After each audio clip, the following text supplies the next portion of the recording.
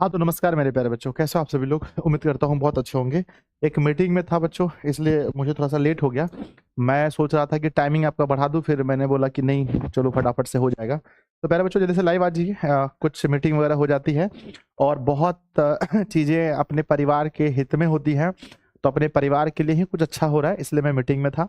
जल्दी से आप सब लोग लाइव आ जाइए मेरे बच्चे, और कहते हैं कि जो भी चीज़ें हमारे पास बची हुई हैं, उनका हमने एक प्रॉपर सूरज वो वाला जो लघु वाला नोट्स नहीं बनाया है, उसको एक बार सेंड कर दीजिए वो मेरे टेलीग्राम पर, है ना? तो कक्षा 12वीं का बच्चों बिहार बोर्ड का जो एग्जाम है वो आपको पता है। हिंदी का पेपर किस दिन है बताइए? सर बर्थडे वाला टेस्ट नहीं मिला है, मिल जाएगा मेरे बच्चे। थोड़ा सा इधर थे डिस्टर्ब, आप लोगों के ही कार्य की वजह से, किसी दिन बताएंगे अच्छे से। आइए लाइव में फटाफट से आप लोग जुड़ जाइए। और हमारा संपूर्ण काव्यखंड हमने लिखा है, लेकिन ये बच्चों पार्ट 1 होगा। आज हम लोग 7 चैप्टर तक देखेंगे। इसमें हम लोग चैप्टर नंबर कहां तक देखेंगे बताओ? चैप्टर नंबर 7 तक देखेंगे। आप बोलोगे भैया ऐसा क्यों? तो इसलिए बच्चों, इसका रीजन यही है कि थोड़ा सा काव्यखंड जो है वो थोड़ा सा, प्यारे बच्चों हम कह सकते हैं कि काव्यखंड थोड़ा सा टफ है। यानी आपको भी पता होगा। आपके अकॉर्डिंग बताओ क्या आसान है मेरे बच्चे? आपके अकॉर्डिंग बताओ। आपके अकॉर्डिंग अगर हम पूछें आपसे कि बताओ भाई, हमारे बुक में 2 खंड है। दिगंत दिगंत में अगर हम देखा जाए, दिगंत भाग 2 में 2 खंड हैं। बोलो कौन कौन सा? भैया पहला है हमारा गद खंड, पहला है हमारा गद खंड, और दूसरा हमारा क्या है? दूसरा है हमारा काव्य खंड। एक बात बताओ, दोनों में थोड़ा सा टफ कौन सा लगता है आपको? थोड़ा सा कठिन कौन सा लगता है? जल्दी, थोड़ा कठिन कौन सा है? कठिन भैया मेरे, कठिन कौन सा है? जल्दी बता दो, एक या दो। कठिन कौन सा है? I am back.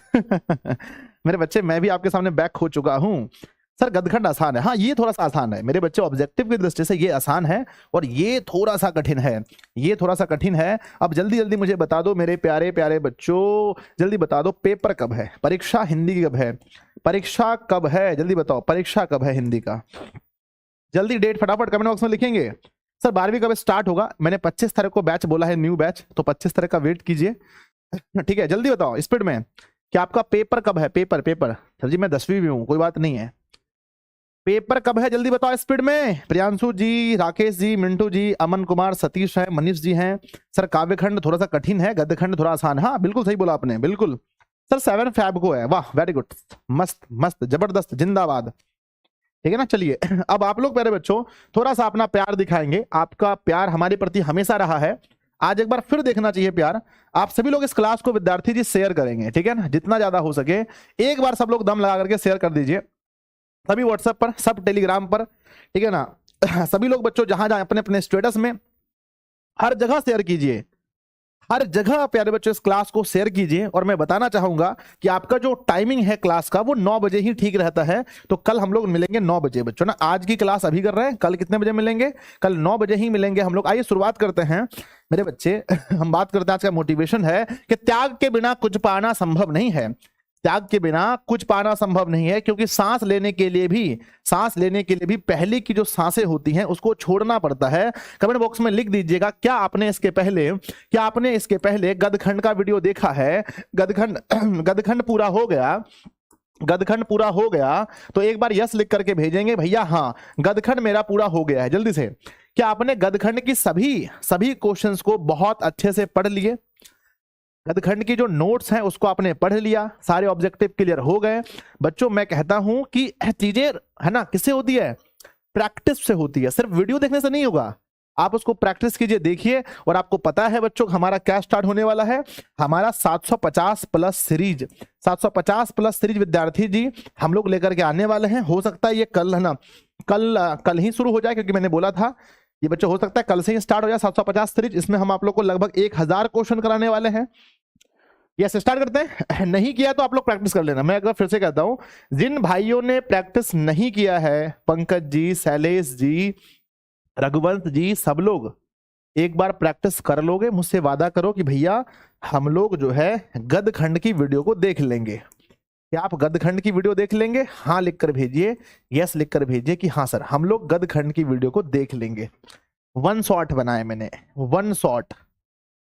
सर गदखंड का कब होगा? गदखंड का हो गया है, गदखंड का हो गया है बच्चों, ठीक है? गदखंड हो गया, शुरू करें। गदखंड हो चुका है, गदखंड जो है आपका वो हो चुका है, ध्यान दीजिएगा, गदखंड आपका हो चुका है। यस, गदखंड आपका हो चुका है। ठीक है सूरज,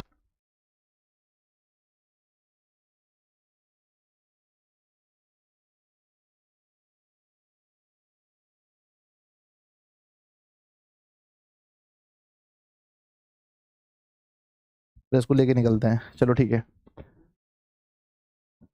हाँ बना हुआ है, उस पर हम ले लिए, कॉपी कर लिए, बस उसी पर कार्य हो रहा था। चलिए स्टार्ट करते हैं ना। आइए बच्चों, तो हम लोग आज देखने वाले हैं 7 चैप्टर को। पहला चैप्टर है बच्चों करबक। अच्छा, करबक के जो कवि हैं वो कौन है सर? करबक के कवि हैं मलिक मोहम्मद जायसी। कौन है? कवि हैं मलिक मोहम्मद जायसी इसके कवि हैं। और मैं देखना चाहता हूं मेरे बच्चों ने कितना अच्छा प्रैक्टिस किया है। आइए देखते हैं। सबसे पहला फर्स्ट है बच्चों की जायसी का जन्म, यानी मलिक मोहम्मद जायसी का जन्म कब हुआ था? ये मैंने नोट्स में आपको दिया था। मलिक मोहम्मद जायसी का है ना जन्म कब हुआ था? तो बच्चों आप सभी कहेंगे भैया कि मलिक मोहम्मद जायसी का जो जन्म है, मलिक मोहम्मद जायसी का जन्म है वो हुआ था 1492 ईस्वी में। ऑप्शन नंबर ए सही है, 1492 में मलिक मोहम्मद जायसी का जन्म हुआ था। सवाल नंबर दूसरा आता है हमारे सामने कि जायसी का निधन कब हुआ? जायसी का यानी कि मलिक मोहम्मद जायसी का निधन कब हुआ था? तो आप लोगों को नोट्स में मैंने लिख कर दिया था, आपने याद किया है तो बताइए। सर हमने याद किया है कि 1548 में मलिक मोहम्मद जायसी का निधन हुआ। नेक्स्ट बच्चों की जायसी के गुरु का नाम बताइए क्या था? जायसी जो थे उनके गुरु का नाम क्या था भैया? मलिक मोहम्मद जायसी के गुरु का नाम था शेख मोहिद्दीन और सैयद, है ना। शेख क्या था? मोहिद्दीन और सैयद, दो गुरु रखे थे उन्होंने, शेख मोहिद्दीन और सैयद इनके गुरु थे। सवाल नंबर चौथा आता है कि बच्चों पद्मावत कहाँ की राजकुमारी थी? आप लोग देखे होंगे ना, आप लोगों ने देखा होगा, बहुत बार ये सवाल आता है कि पद्मावत जो है वो कहाँ की, पहले बच्चे पद्मावत जो थी वो कहाँ की महारानी थी? सर पद्मावत जो थी वो सिंधल द्वीप की महारानी थी। आप लोगों ने पद्मावत मूवी भी देखा होगा बच्चों। कितने बच्चों ने मूवी देखा है बताना, जिसमें मतलब क्या होते हैं? अलाउद्दीन खिलजी होते हैं। ठीक है, पद्मावत मूवी में चित्तौड़ की महारानी होती है वो। अगला आता है कि अलाउद्दीन कहाँ के सुल्तान हैं? अलाउद्दीन कहाँ के सुल्तान थे? तो अलाउद्दीन के बारे में आपने पढ़ा होगा, ये दिल्ली सल्तनत के सुल्तान थे, दिल्ली सल्तनत के। तो ऑप्शन नंबर ए होगा दिल्ली के। सवाल नंबर अगला आता है कि है ना कि हीरामन तोता क्या था? हीरामन तोता जो था वो क्या था इस कविता में? तो हीरामन तोता जो है बच्चों वो रतन सेन का विद्वान मंत्री था। ऑप्शन नंबर बी याद रखेंगे, सवाल पूछा जाएगा। करबक क्या होता है? ध्यान दीजिए बच्चों, करबक क्या होता है 2024 के लिए एकदम इंपॉर्टेंट सवाल है। करबक होता क्या है? करबक बच्चों सूफी काव्य शैली है, या अरबी है, या बंगला है, या पंजाबी है? करबक क्या है? आप लोगों ने बहुत अच्छे से याद किया है मेरे प्यारे बच्चों। तो कहते हैं सर करबक क्या होता है? तो करबक जो होता है ना वो ध्यान दीजिएगा सूफी काव्य शैली होता है। अगला क्वेश्चन है कि जायसी ने मुख्यतः किस छंद का प्रयोग किया है? जायसी ने मुख्यतः किस छंद का प्रयोग किया है? तो जायसी ने बच्चों दोहा और चौपाई का प्रयोग किया है। ऑप्शन नंबर सी पढ़ा होगा आपने। अगला, रतन सेन कहाँ का राजा था? 7 चैप्टर में 7 चैप्टर का धुआं उड़ा देना बच्चों, धुआं की तरह उड़ाना है। रतन सेन कहाँ के राजा थे? तो रतन सेन जो थे वो बच्चों चित्तौड़ के राजा थे। चित्तौड़ के, कहाँ के थे? चित्तौड़ के। आपने मूवी देखा होगा, कांच कब कंचन खरा बनता है? कहते हैं कांच जो है वो कब कंचन बनता है? कंचन माने सोना बच्चों, है ना, सोना। कांच जो है कंचन बोलो, या फिर कह सकते हो हीरा, है ना। हीरा कब बनता है? ठीक है, या फिर कांच का मतलब यहाँ कोयला है, माफ कीजिएगा, कांच का मतलब यहाँ कोयला है। और कोयला सोना कब बनता है? कंचन माने सोना। सोना कब बनता है? चमकने पर, मुट्ठी में लगने, है ना, गलने पर, या आभूषण बनने पर, या पुराना होने पर? बताओ, यहाँ भट्ठी में गलने पर लिखा है, सॉरी। तो अब ये बताइए कि कांच जो है वो कंचन कब बनता है? तो भैया हम लोग पढ़ के आए हैं कि भट्ठी में गलने पर बनता है। Option B. नेक्स्ट आता है, चलो पहले 10 सवाल आप लोगों ने लगाए, स्टार्टिंग के 10 सवाल हैं। तो 10 सवाल में मेरे प्यारे विद्यार्थी जी ने कितना सही किया? 10 में से 10 सवाल में मेरे प्यारे प्यारे बच्चों ने कितना सही किया? भैया 10 में से 8 हो गया होगा, 10 में से 9 हो गया होगा, जल्दी बताइए। सर 10वीं क्लास नहीं हुआ क्या? 10 की इतनी क्लासेस होंगी कि आप बोलोगे सर इतनी क्लासेस क्यों ले रहे हो? बस आज भर रुक जाओ, कुछ बहुत अच्छा होने वाला है। पूरे दिशा फैमिली के लिए बहुत अच्छा कुछ आने वाला है, इसलिए मैं थोड़ा सा टाइम लूंगा। आज शाम तक में सब कुछ हो जाएगा। अगला सवाल लिखा गया है, जायसी का पूरा नाम क्या था? जायसी का पूरा नाम था मलिक मोहम्मद जायसी। मलिक मोहम्मद जायसी पूरा नाम था। अगला आता है, जायसी का जन्म कहाँ हुआ था? बच्चों जायसी के बारे में आप लोग पढ़े होंगे कि मलिक मोहम्मद जायसी जो कवि थे उनका जो जन्म हुआ था वो जायस अम्र है ना, जायस कब्र अमेठी में हुआ था। जायस कब्र अमेठी में उनका जन्म हुआ था। अगला सवाल आप देख सकते हैं कि जायसी किस काल के कवि थे। जायसी आप कह सकते हो कि जायसी का जो काल था, है ना, ठीक है, हम दिखा लेंगे। जायसी किस काल के कवि थे? तो मेरे विद्यार्थी जी, जायसी के बारे में पूछा गया है कि जायसी का भक्ति काल था। ऑप्शन नंबर ए भक्ति काल। नेक्स्ट वाला आता है, जायसी भक्ति काल के किस शाखा के कवि थे? किस शाखा के? जायसी भक्ति काल के किस शाखा के कवि थे बताइए। उसका भक्ति बच्चों निर्गुण ज्ञानाश्रयी था, निर्गुण प्रेमाश्रयी था, सगुण राम भक्ति था, या सगुण कृष्ण भक्ति था? तो आप पढ़ेंगे कि मलिक मोहम्मद जायसी जो थे, मलिक मोहम्मद जायसी जो थे वो प्रेम मार्ग के प्रेम सही थे, प्रेम सही थे, निर्गुण प्रेमा सही थे, निर्गुण प्रेमा सही थे। अगला आता है, जायसी की रचना कौन नहीं है? जायसी की रचना इनमें से कौन सी नहीं है? जायसी मतलब मलिक मोहम्मद जायसी की रचना कौन सी नहीं है? आप कहेंगे भैया विनय पत्रिका। क्यों? क्योंकि विनय पत्रिका जायसी की नहीं, तुलसीदास की रचना है ना। विनय पत्रिका तुलसीदास की रचना है, इसलिए यह जायसी की रचना नहीं हो सकती है। ऑप्शन ए सही होगा। अगला सवाल है, जायसी की सर्वश्रेष्ठ रचना कौन सी है? मलिक मोहम्मद जायसी की सबसे अच्छी रचना कौन सी है? भैया इसकी सबसे अच्छी रचना, सर्वश्रेष्ठ रचना पद्मावत को ही माना जाता है। ऑप्शन ए सही है। अगला, पद्मावत की भाषा का नाम बताइए। पद्मावत जो लिखा गया वो किस भाषा में लिखा गया है? आप बोलेंगे गुरुदेव पद्मावत जो लिखा गया है वो किस भाषा में लिखा गया है? वो अवधी में है, अवधी में। अगला सवाल आता है, सवाल नंबर 18, जायसी के चेहरे पर किसका दाग है? हम लोग जब कविता पढ़े थे बच्चों, तो हम लोगों ने पढ़ा था कि जायसी के चेहरे पर किसका दाग है? तो जायसी के चेहरे पर चेचक का दाग है। ऑप्शन ए सही होगा। जायसी किस रंग के थे? अच्छा, चेचक की वजह से उसका रंग बच्चों अगर देखा जाए तो रंग उसका काला हो गया था, तो जायसी का रंग काला मारिएगा एग्जाम में आएगा। तो करबक के कवि का नाम क्या है? तो कहते हैं बच्चों, हमने ट्रिक बताया था, हमने ट्रिक बनाया था ना कि करबक मतलब कि बकबक कर, करबक है ना। क्या बोला था हमने? ट्रिक बनाया था कि करबक हम जाय छी, करबक हम मतलब हम जाय छी, जाय छी हमने बनाया था बच्चों कि करबक हम जाय छी, जाय छी मतलब जायसी। तो करबक के जो कवि हैं उनका नाम क्या था? जायसी, मलिक मोहम्मद जायसी। अगला आता है, प्रेम के पीर कवि का नाम बताइए। किस कवि को प्रेम का पीर कहा जाता है? भैया प्रेम का पीर कहा जाता है किस कवि को? मलिक मोहम्मद जायसी को। अगला आता है, जायसी ने प्रेम कथा का कैसे जोड़ा है? उन्होंने कविता में बताया गया है कि उन्होंने प्रेम की कथा को कैसे जोड़ा है।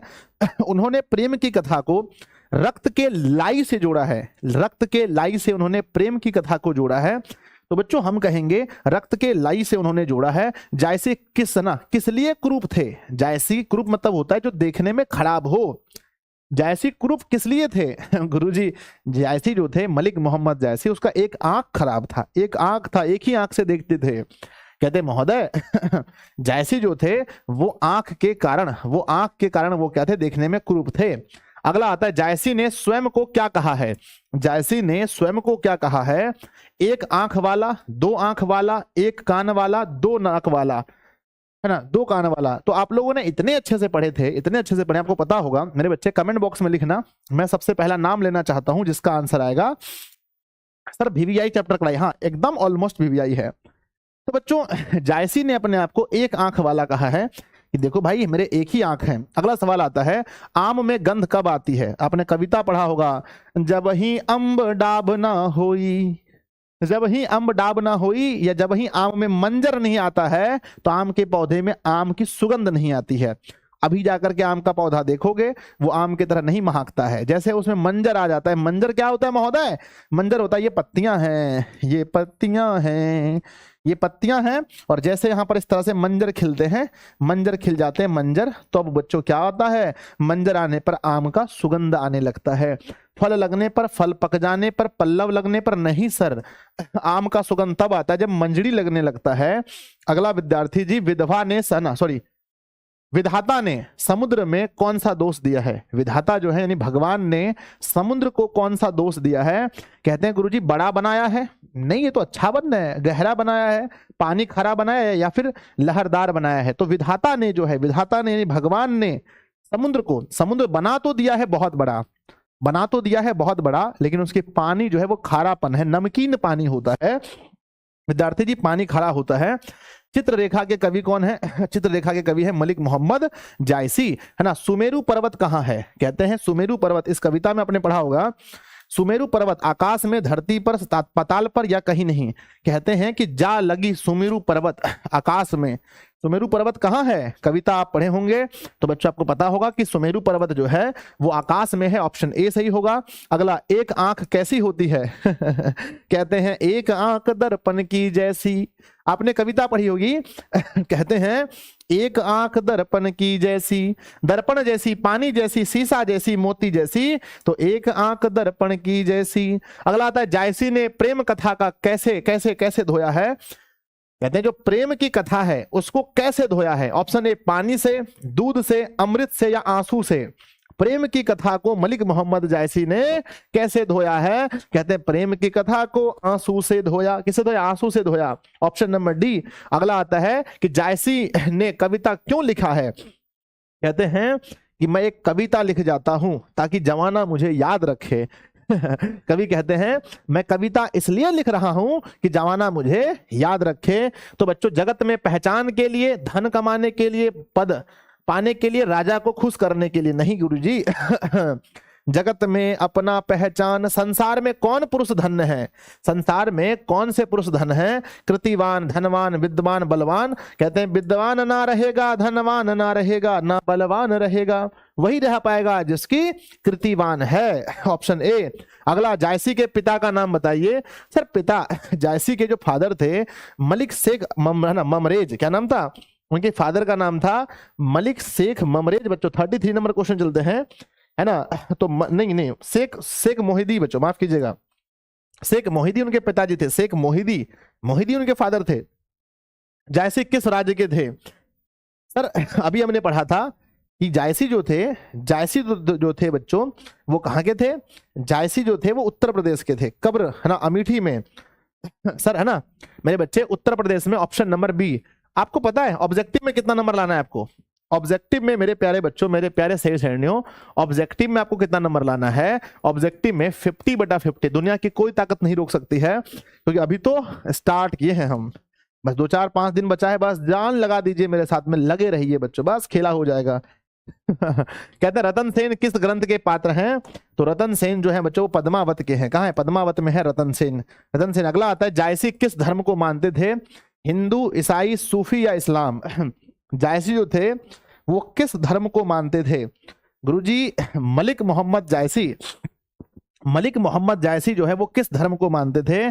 तो कहते हैं वो सूफी धर्म को मानते थे, ऑप्शन सी।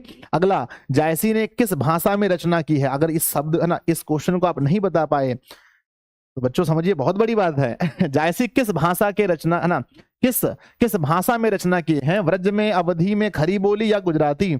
मलिक मोहम्मद जायसी की भाषा अवधी है, ऑप्शन बी। अगला, त्रिवेणी के रचनाकार का नाम बताइए। त्रिवेणी के रचनाकार कौन है? त्रिवेणी के रचनाकार हैं सर, लिखा गया है कि मलिक मोहम्मद जायसी के पिता का नाम मलिक शेख ममरेज है सर, मोहिद्दीन उसका गुरु का नाम था। अच्छा एक सेकंड रुकेंगे, मुझे भी लग रहा है, देखो इसको तो ठीक है। तो बच्चों रामचंद्र शुक्ल हो जाएगा, ऑप्शन नंबर ए। अगला सवाल है कि प्रथम करबक कहां से लिया गया है? तो बुक में सीधा लिखा गया है कि जो पहला करबक है, प्रथम करबक है, वो कहां से लिया गया है?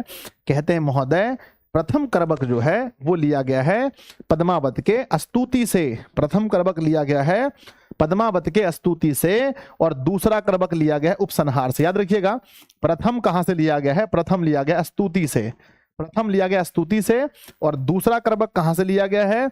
दूसरा लिया गया है बच्चों कहां से? उपसंहार से। उपसंहार से दूसरा लिया गया है। तो आइए देखते हैं अगला सवाल, लास्ट सवाल होना चाहिए इस चैप्टर का, अंतिम सवाल है। नहीं गुरुजी अभी एक और सवाल है। द्वितीय करबक कहां से लिया गया है? दूसरा करबक कहां से लिया गया है? दूसरा लिया गया है पद्मावत के उपसंहार से, ऑप्शन नंबर बी होगा। लास्ट बच्चों लिखा गया कि सुवा किसे कहा गया है? तो हरि नाम का तोता, है ना, हीरा नाम का तोता, हीरा नाम का कौवा, हीरा नाम का कबूतर या बुगला, किसको सुवा कहा गया है? एकदम रुकेंगे एक साथ सभी लोग।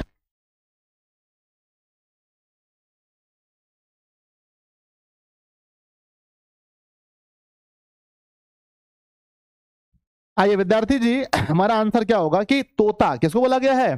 तो सुबह किसे कहा गया है? तो हीरा नाम के तोता को कहा गया है। तो बच्चों 41 सवाल का इस चैप्टर था। आप लोग मुझे बताइए कितना सवाल सही हुआ। एक क्वेश्चन में डाउट है क्योंकि एक बच्चे ने सवाल उठाया है मुझसे कि भैया एक क्वेश्चन मिस्टेक हो सकता है। आइए देखते हैं किस क्वेश्चन में मिस्टेक है। क्वेश्चन था हमारा बच्चों चैप्टर करबक है, और करबक में पूछा गया उनके पिताजी का नाम शेख मलिक शेख ममरेज। बच्चों माफ कीजिएगा जनाब, कहते हैं मलिक शेख ममरेज उनके फादर का नाम था। मुझे लग ही गया था। तो लीजिए 33 नंबर आप लोग सही कर लीजिएगा, ठीक है, नोट्स में भी सही कर लीजिएगा कि मलिक शेख ममरेज उनके फादर का नाम था। ऑप्शन नंबर ए सही कर लीजिएगा। ए 33 नंबर गलत था, जिसका ऑप्शन नंबर ए होगा। ठीक है, तो कैसा लगा आपको मेरे बच्चे? आपको कैसा लगा? पूरा चैप्टर पढ़ के कैसा लगा मुझे बताइए। और एक चैप्टर नहीं, टोटल अभी 7 पढ़ने हैं आपको। आपको कैसा लगा? ठीक है, कैसा लगा? अच्छा लगा होगा। और बहुत दिन बाद बच्चों देख रहे हैं तो ऑब्वियसली बात है कि आपको बहुत अच्छा लगा होगा कि बहुत दिन बाद देख रहे हैं आप क्लास को। सर 33 नंबर राइट था। बहुत सुंदर, बहुत सुंदर, अति सुंदर। दोस्तों में मेरे बच्चे शेयर जरूर कीजिएगा। आप सभी लोग एक बार दोस्तों को सब लोग शेयर कर दीजिए, क्योंकि अब शुरू होने वाला है चैप्टर नंबर 2। लीजिए एकदम सही कीजिएगा। चैप्टर नंबर 2 सूरदास बच्चों, है ना, सूरदास पद, दूसरा सूरदास के पद। आइए पहला सवाल पूछा गया आपसे कि मेरे बच्चे कि सूर किस मुगल शासक के समकालीन थे? जब हम लोग पढ़ रहे थे सूरदास का, जब सूरदास के हम लोग पढ़ रहे थे, तो सूर जो थे वो किसके समकालीन थे? नोट्स आपको पहले मिल गया है। आपको पता होगा कि सूरदास जो थे वो अकबर के समकालीन थे। ऑप्शन नंबर क्या होगा? सी होगा। नेक्स्ट सवाल आपके बीच आता है कि अंबुज करधारी में कौन सा अलंकार है? जब किसी को बच्चों, जब किसी को मतलब कि कोई उपमा दिया जाए, यानी किसी को हम ऐसा करें कि आप राम की तरह हो, आप राम की तरह हो, जब किसी की तुलना हो, जब किसी की तुलना हो, यहां क्या लिखा गया है?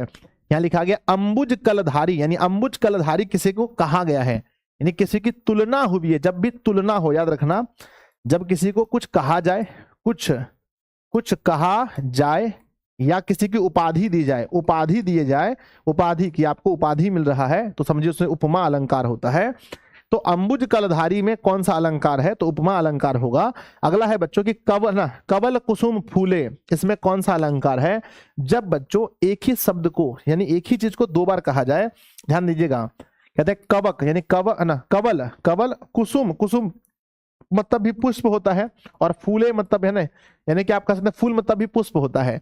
जब एक ही चीज 2 बार हो, जब एक ही चीज 2 बार हो, यानी या फिर आप कह सकते हैं क का 2 बार है, या एक ही शब्द का 2 पर्यायवाची शब्द बगल में लिखा जाए, तो उसमें होता है बच्चों कौन सा? उसमें होता है अनुप्रास। क्या होता है? अनुप्रास। तो यहां पर कौन सा अलंकार होगा? यहां अनुप्रास अलंकार होगा, अनुप्रास अलंकार होगा। अगला सवाल आता है मेरे विद्यार्थी जी, कृष्ण कहां बैठकर भोजन करते हैं? कृष्ण जो है वो कहां बैठकर भोजन करते हैं? जल्दी बताइए। भगवान कृष्ण कहां बैठकर भोजन करते हैं? कहते हैं कि भगवान कृष्ण जो है नंद की गोद में बैठकर भोजन करते हैं। अगला, मुर्गा कहां बोलता है? घर पर, द्वार पर, पेड़ पर, या फिर नदियों के किनारे। तो आपने कविता में पढ़ा होगा कि मुर्गा जो है वो पेड़ पर बोलता है। अगला, सुबह होने पर कुमुद क्या हो जाते हैं? कुमुद एक पुष्प का नाम है बच्चों। कुमुद क्या होते हैं? सुबह होते ही कुमुद क्या होते हैं? संकुचित हो जाते हैं। ऑप्शन नंबर बी होगा, संकुचित हो जाते हैं। कृष्ण के भोजन के बाद क्या करते हैं? कृष्ण भोजन के बाद क्या करते हैं? आप लोग कविता पढ़े होंगे, है ना। अचमन करते हैं, सुलाते हैं, या बच्चों बाहर घुमाते हैं, या कहानी सुनाते हैं। कहते हैं कृष्ण के भोजन के बाद कृष्ण को क्या करवाते हैं? तो कहते हैं अचमन करवाते हैं। अचमन मतलब क्या होता है? पानी करके फेंकते हैं ना, यानी कि हम लोग कुल्ला करना कहते हैं, कुल्ला, पानी से मुंह धोना, कुल्ला करना, तो अचमन कराते हैं। अगला, सूर के प्रथम पद में किस रस की व्यंजना है? तो पहला जो रस है बच्चों उसमें भक्ति है। क्या है? भक्ति है ना। सूरदास के जो रस है उसमें भक्ति है। अगला, भ्रमर गीत का वर्णन किसने किया है? तो सूरदास ने किया है। अगला सवाल आता है कि सूरसार संस्कृत के किस महान ग्रंथ से सर्वाधिक प्रभावित है? जो सूरसार बना है वो विद्यार्थी जी वो किससे प्रभावित हैं? तो कहते हैं, एक से रुक जाइए, एक से सूर के प्रथम पद जो है, माफ कीजिएगा, सूर के प्रथम पद में वात्सल्य रस है बच्चों, माफ कीजिएगा, सॉरी। सूर के प्रथम रस में वात्सल्य है बच्चों, वात्सल्य। Option number C. अगला आता है कि सूरसार जो लिखा गया है, ये किस ग्रंथ से प्रभावित हैं। सूरसार जो है वो किस ग्रंथ से प्रभावित हैं, ये आपको बताना है बच्चों। सूरसार जो है वो किस ग्रंथ से प्रभावित हैं, बताइए आंसर क्या होगा। कहते हैं सर सूरसार जो है ये प्रभावित किससे हैं। अरे क्वेश्चन ही गायब है इसमें। हाँ, ये बच्चों सूरसार श्रीमद् भगवत है ना, श्रीमद् भागवत गीता से है, श्रीमद् भागवत गीता से है, ऑप्शन नंबर सी है। अगला आता है हमारा कि सूर का जन्म कब हुआ था। तो कहते हैं कि जो सूरदास कवि हैं इनका जन्म कब हुआ था। जन्म 1478 में हुआ था और मृत्यु 83 में बच्चों, जहां तक याद है हमें कि जन्म हुआ था 1478 में इनका जन्म हुआ और मृत्यु हुआ बच्चों, मृत्यु हुआ 1583 में, मृत्यु हुआ 1583 में। एक साल है ना, 105 साल ये जिंदा रहे थे धरती पर। तो बच्चों जन्म हुआ 78 में और मृत्यु की बात करते हैं तो वो 1583 में हुआ था, मुझे याद है। अगला आता है सूर का जन्म कहाँ हुआ था, दिल्ली के पास, मथुरा के पास या बच्चों सिही के पास, बताओ इनका जन्म कहाँ हुआ था, या पारसोली के पास। तो जो सूर जी थे, सूरदास जी थे, इनका जन्म हुआ था दिल्ली के पास में। अगला सवाल पूछा जाएगा कि आरंभिक काल में सूर कहाँ रहते थे। ये सवाल गऊ घाट में, इलाहाबाद में, कानपुर में या आगरा में। स्टार्टिंग में आरंभ में कहाँ रहते थे, आरंभ में कहाँ रहते थे, तो गऊ घाट में रहते थे, ऑप्शन ए सही है। अगला बच्चों सूरदास किस काल के कवि हैं, आप सबको मालूम होगा कि सूरदास किस काल के कवि हैं, इसका आंसर आप लोग मुझे भेजिएगा, बहुत हल्का क्वेश्चन है। अगला बच्चों कि सूर के आराध्य देव कौन थे। अच्छा, सूरदास जी भगवान कृष्ण को ही अपना आराध्य देव मानते थे। अगला सूरदास भक्ति काल की किस धारा के कवि थे, तो बच्चों सगुण थे और कृष्ण भक्ति धारा के कवि थे, भगवान कृष्ण के भक्त थे। अगला सूरदास ने किस भाषा में रचना की है। सूरदास की बच्चों जो भाषा थी, सूरदास की जो भाषा थी, इसको थोड़ा देखना पड़ेगा, इनकी जो भाषा थी वो क्या थी, ब्रज भाषा थी, ऑप्शन नंबर ए सही है। अगला बच्चों की सूरदास के गुरु का नाम क्या था। अच्छा, गुरु का नाम वल्लभाचार्य था। सूरदास के गुरु का नाम बताएंगे आप सभी लोग, तो सूरदास के गुरु का जो नाम था, सूरदास के गुरु का नाम वल्लभाचार्य था, ऑप्शन नंबर बी।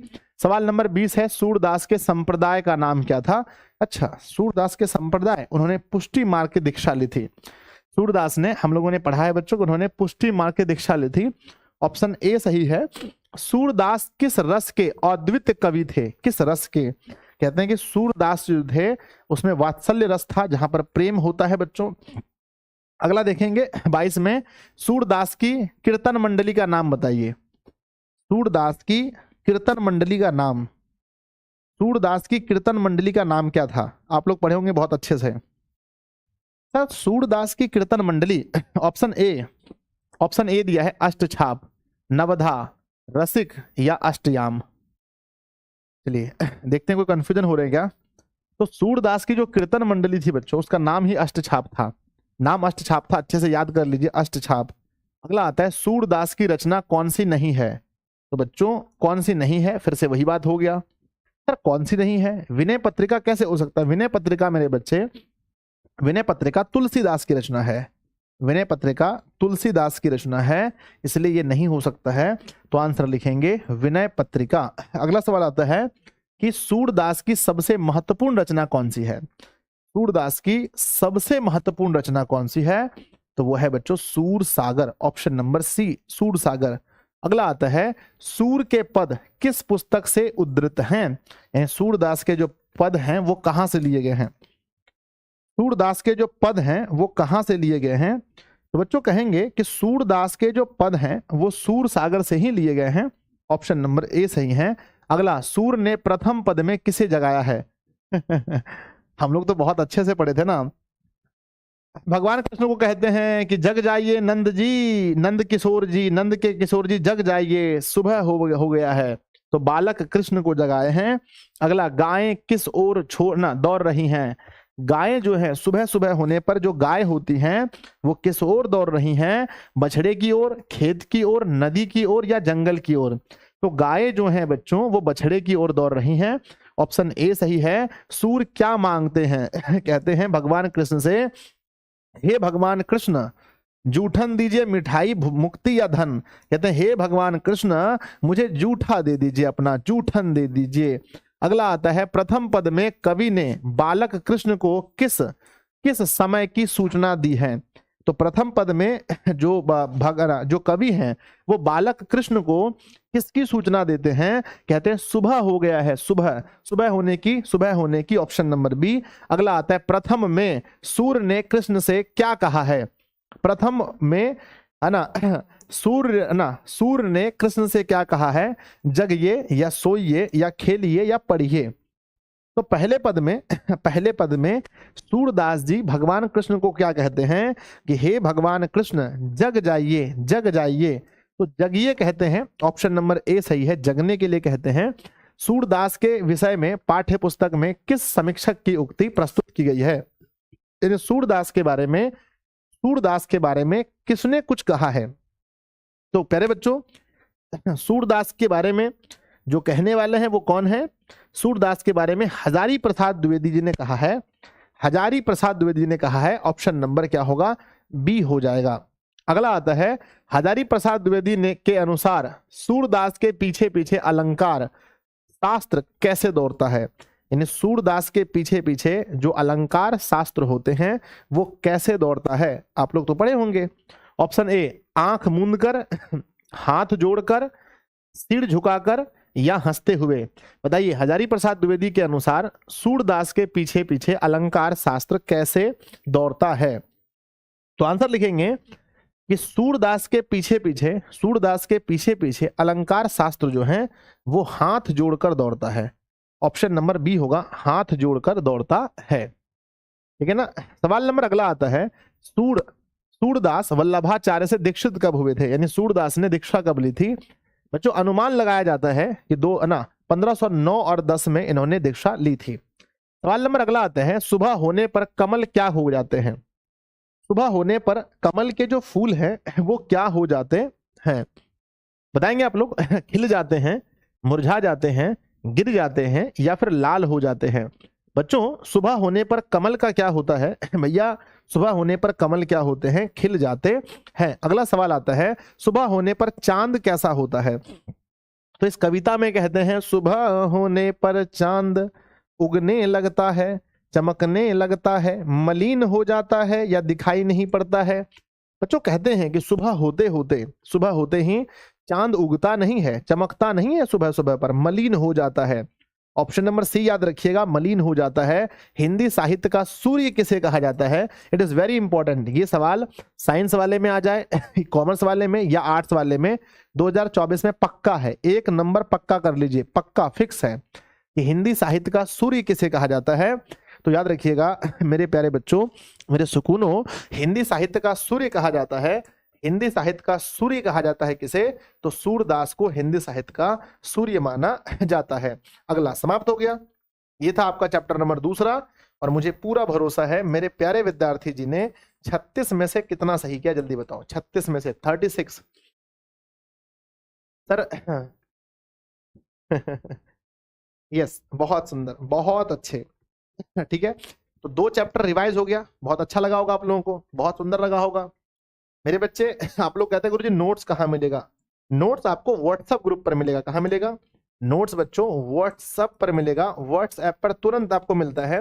व्हाट्सएप पर पेमेंट करते हैं और पेमेंट करते ही बच्चों आपको क्या मिलता है? नोट्स मिल जाता है। ठीक है, आज मैं इसको फाइनल करके एकदम एक जगह कर दूंगा सारे नोट्स को। जैसे ही आप पेमेंट करेंगे 1 टाइम आपको ये सब कुछ मिल जाएगा। 1 टाइम व्हाट्सएप पर 2 चीजें मिलेंगी। एक तो बच्चों पूरा बुक मिलेगा, बुक। दूसरा बच्चों आपको ग्रामर मिलेगा। ग्रामर के बाद आपको क्या मिलेगा? आपको बच्चों 750 सीरीज का बच्चों भी नोट्स मिल जाएगा। ठीक है, तो ये 3 चीजें आपको मिलेंगी। इसमें चैप्टर वाइज ऑब्जेक्टिव, सब्जेक्टिव और उसके बाद में जो गेस्ट क्वेश्चन है वो भी हम एक जगह करके आज एक बार फिर से आप लोगों को रिमाइंड कर देंगे। और जो लोग नहीं लिए हैं वो लोग ले लीजिएगा। प्राइस बताओ कितना है?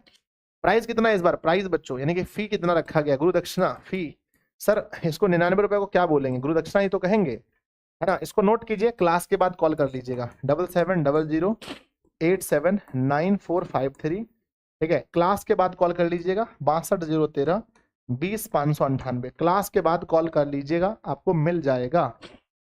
आगे बढ़ते हैं बच्चों।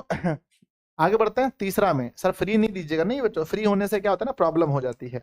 चलो आगे बढ़ते हैं। पद तुलसीदास के, ठीक है। अब बच्चों चलते हैं तुलसीदास के पद में और आप कोशिश करेंगे कि सारा क्वेश्चन सही बने। कोशिश करेंगे, बोलो हाँ या ना। 7 चैप्टर मात्र पढ़ना है, तीसरे में हम लोग आ चुके हैं। कोशिश करेंगे, बोलो हाँ या ना। हाँ भैया करेंगे। सर बिना पढ़े कैसे पास करें बिना पढ़े भैया कोई चांस नहीं है, कैसे पास करोगे, कोई है ना जुगाड़ नहीं है। तुलसीदास का जन्म कब हुआ था बताइए। देखो किसी भी लड़के को कुछ याद रहे या ना रहे, तुलसीदास का जन्म याद करके रखते हैं। और वो अगर 12th क्लास के स्टूडेंट होते हैं तो कम से कम तुलसीदास के बारे में बहुत कुछ याद रखते हैं ना।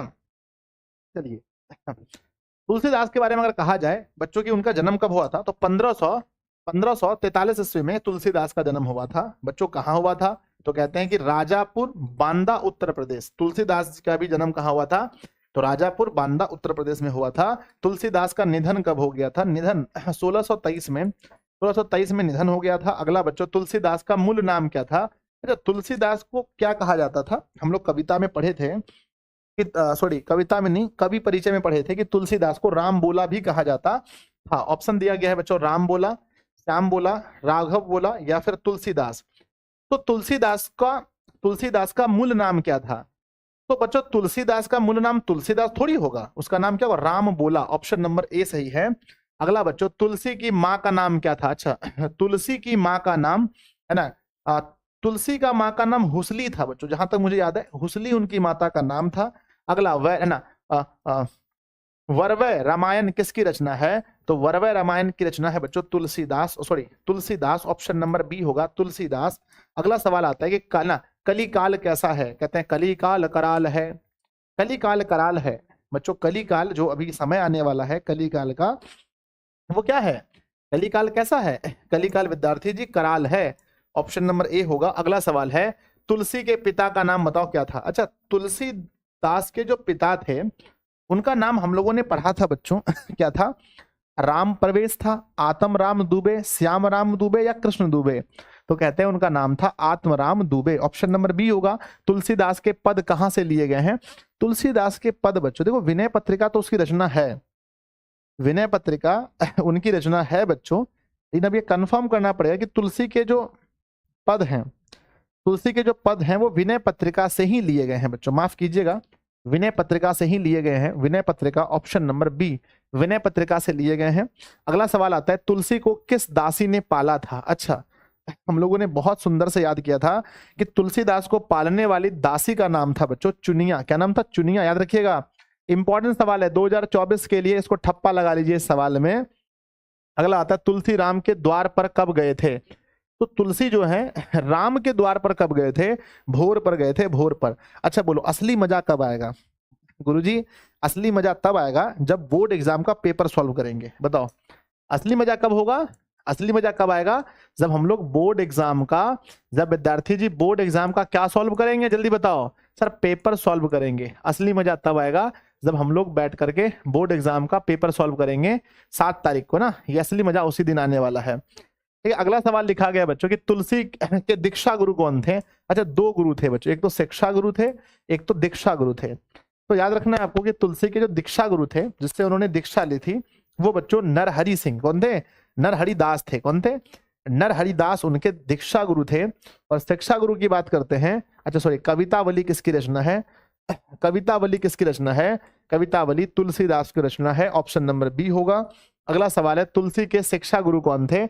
अच्छा, शेष सनातन दास कौन थे, शिक्षा गुरु की बात हो रही है, शिक्षा, तो शिक्षा बच्चों 100 से शिक्षा, 100 से शिक्षा और 100 से सनातन, ठीक है ना, शेष सनातन दास थे। अगला आता है कि तुलसी की पत्नी का नाम क्या था, तुलसी की पत्नी का नाम ऑप्शन दिया गया है मालती, रत्नावली, कादम्बरी या फिर पूर्णिमा ना। आप सबको मालूम है कि तुलसीदास की जो पत्नी थी, उनकी जो वाइफ थी, उसका नाम क्या था, तुलसीदास की वाइफ का नाम था रत्नावली। ऑप्शन नंबर बी सही है। अगला, तुलसी के राम स्वभाव से कैसे थे, तुलसी के राम स्वभाव से कैसे थे तो कहते हैं मेरो राम स्वभाव के कृपालु, क्रोधी, राजसी या पदाकू, तो कहते हैं मेरे बच्चे क्या होते हैं, ऑप्शन नंबर ए होता है कृपालु थे। अगला आता है कि तुलसी ने काशी में कितने वर्ष तक अध्ययन किया था? तुलसीदास जी काशी में कितने वर्षों तक अध्ययन किया था? विद्यार्थी जी आपको याद होगा तुलसीदास जी के बारे में कहा जाता है कि उन्होंने काशी में 15 वर्षों तक अध्ययन किया था। अगला, तुलसी के ससुर का नाम क्या था? लो भाई साहब, अब पिता का नाम तो ठीक था, मम्मी पत्नी सब ठीक था, ये क्या हो गया? दीनबंधु जी उनके ससुर थे, याद होगा आप लोगों को। ये तो एकदम अलग लेवल का क्वेश्चन हो गया, इसको क्या बोलेंगे? एक बार ताली होना चाहिए इसके लिए। नेक्स्ट लेवल का क्वेश्चन हो गया, नेक्स्ट लेवल। भैया तुलसी के ससुर का नाम पूछा है, दीनबंधु जी थे। अगला आता है, रामचरितमानस की रचना का समय माना जाता है। रामचरितमानस बच्चों 1633 में हुआ था, है ना, या 31 में, 19 नंबर में 31 संवत, क्या लिखते हैं बच्चों? संवत 1931 में रामचरितमानस की रचना हुई है। रामचरितमानस में कहते हैं तुलसी कैसे कवि हैं? तुलसी बच्चों, तुलसी के बारे में कहा जाता है कैसे कवि हैं? तो तुलसी जो थे वो समन्वयवादी थे, समन्वय, लोगों से समन्वय बनाने वाले कवि हैं। अगला सवाल आता है कि तुलसी ने अपने समकालीन किन 2 भाषाओं का प्रयोग किया है? उन्होंने किन 2 भाषाओं का प्रयोग किया है? उस समय जो भी कवि थे वो उन लोगों ने किस भाषा का प्रयोग किया था? अवधी और व्रज भाषा, अवधी और व्रज भाषा, ऑप्शन नंबर सी। अगला आता है विद्यार्थी जी, रामचरितमानस का सृजन कब पूरा हुआ? हाँ, ये मैंने पढ़ाया था बच्चों, रामचरितमानस स्टार्ट हुआ था 1631 में, ये प्रारंभ हुआ। पूछा गया है बच्चों पूर्ण कब हुआ? तो पूर्ण हो गया 1633 में, पूरा हो गया 1633 में। ऑप्शन नंबर क्या होगा? सी सही होगा। अगला सवाल आता है, रामचरितमानस क्या है? रामचरितमानस एक प्रबंध काव्य है। ऑप्शन नंबर बी टिक करके आ जाना एग्जाम में। रामचरितमानस का निर्माण किस दिन आरंभ हुआ था? तो रामचरितमानस का जो एक स्टार्टिंग है बच्चों, एग्जाम में क्या मार के आइएगा? रामनवमी के दिन, कृष्ण जन्माष्टमी, विवाह पंचमी या श्री पंचमी। तो बच्चों स्टार्ट हुआ था, निर्माण शुरू हुआ था बच्चों रामनवमी के मंगलवार के दिन शुरू हुआ था, है ना। ये शुरू हुआ था रामनवमी के मंगलवार के दिन। वर्ष याद रखिएगा 1631 में। अगर पूछा जाए कि बच्चों ये बच्चों समाप्त कब हुआ, यानी पूरा कब हुआ था, तो ये पूरा हुआ था विवाह पंचमी के दिन 1633 में। ये दोनों सवाल याद रखिएगा, जीवन भर काम आएगा, जीवन भर नहीं परीक्षा में काम आएगा। अगला आता है, रामचरितमानस किस दिन पूरा हो गया था? तो पूरा हो गया था बच्चों किस दिन हुआ था? विवाह पंचमी के दिन 1633 में, है ना, 1633 में ये पूरा हो गया था। सवाल अगला आता है कि तुलसी के दोनों पदों में किस रस की व्यंजना है? तुलसी के जो दोनों पद हैं इसमें कौन सा रस है? भक्ति, श्रृंगार, हास्य, शांति। तो खाली भक्ति रस है बच्चों। अगला आता है, रामचरितमानस के कवि का नाम क्या है? रामचरितमानस के कवि का नाम तुलसीदास जी हैं। ऑप्शन नंबर बी है। तुलसी को किस वस्तु की भूख है? धन की, कृति की, भक्ति की या शक्ति की? बताइए। एक भक्त जो होता है ना, उसको भूख किसका होता है? विद्यार्थी जी पेपर में क्वेश्चन आएगा, सही करके आना है आपको कि तुलसी को जो है वो किसकी, है ना, किसकी भूख है? तुलसीदास को किस वस्तु की भूख है? तो इन्हें भक्ति की भूख है। ऑप्शन नंबर सी टिक मार दीजिएगा। तुलसी की सर्वश्रेष्ठ रचना कौन सी मानी जाती है? सबसे अच्छी रचना, तुलसी की सबसे अच्छी रचना है रामचरितमानस, गीतावली, दोहावली या कवितावली। दोहावली इसकी रचना है ही नहीं बच्चों।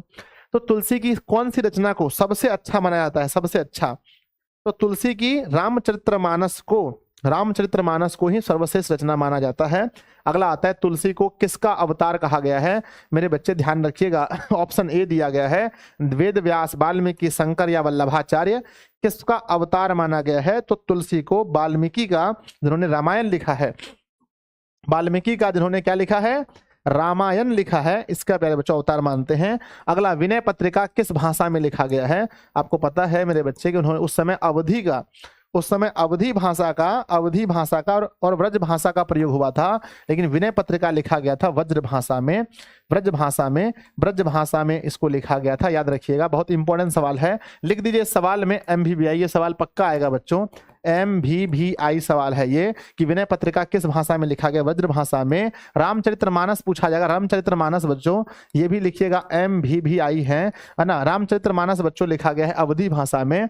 ऑप्शन नंबर बी होगा, बहुत इंपॉर्टेंट सवाल है, लगा लीजिएगा टिक। अगला, तुलसी के प्रथम पद में अम्ब का प्रयोग किसके लिए हुआ है? कहते हैं अब अम्ब ही डाब ना हुई। अम्ब का प्रयोग हुआ है बच्चों मां सीता के लिए होना चाहिए। ऑप्शन है पार्वती, सीता, दुर्गा या सरस्वती। अब आपको पता है बच्चों की यहाँ बात हो रही है रामायण की, विद्यार्थी जी जब बात रामायण की हो रही है तो माँ सीता का हम नहीं छोड़ सकते हैं उनका नाम। अगला आता है, दूसरे पद में तुलसी ने अपना परिचय किस रूप में दिया है? खुद को उन्होंने क्या कहा है क्या उन्होंने खुद को भिखारी कहा है, कवि कहा है, विद्वान कहा है या किसान कहा है? बताइए। आप लोगों ने बहुत अच्छे से कविता सुनी थी उस समय। रामचरितमानस ब्रज भाषा में है गुरुजी, एक सेकंड, रामचरितमानस ब्रज भाषा में है, रामचरितमानस ब्रज भाषा में है। तुलसीदास, हुसली राम बोला।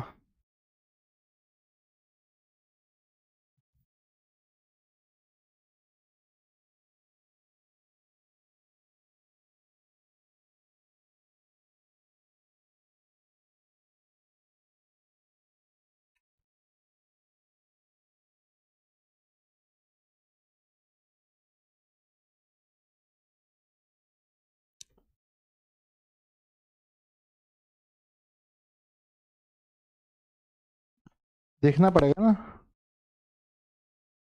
अवधि और ब्रज भाषा का उन्होंने प्रयोग किया था।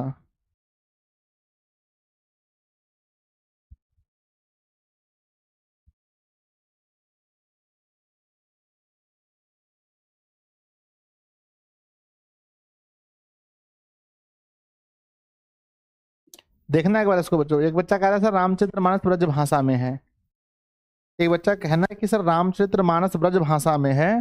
वो गलत तो नहीं कह रहा होगा, क्योंकि वो कुछ तो सोच के ही कह रहा होगा। ठीक है, इसको एक बार देखना पड़ेगा तब, एक सेकंड। रामचरितमानस बच्चों एक बच्चा कह रहा है कि सर ब्रज भाषा में है, इसको एक बार देख लेना बच्चों, ठीक है ना। 32 का बुक में देखो तो क्या है आंसर, बुक में देखो, बुक में देखो तो क्या आंसर दिया गया है। जो अगला सवाल लिखा गया था कि विद्यार्थी जी उन्होंने खुद को, अपने आप को भिखारी कहा है, ऑप्शन नंबर ए सही होगा। अगला आता है, नरहरिदास कहाँ के निवासी थे? तो नरहरिदास जो हैं वो कहाँ के निवासी हैं?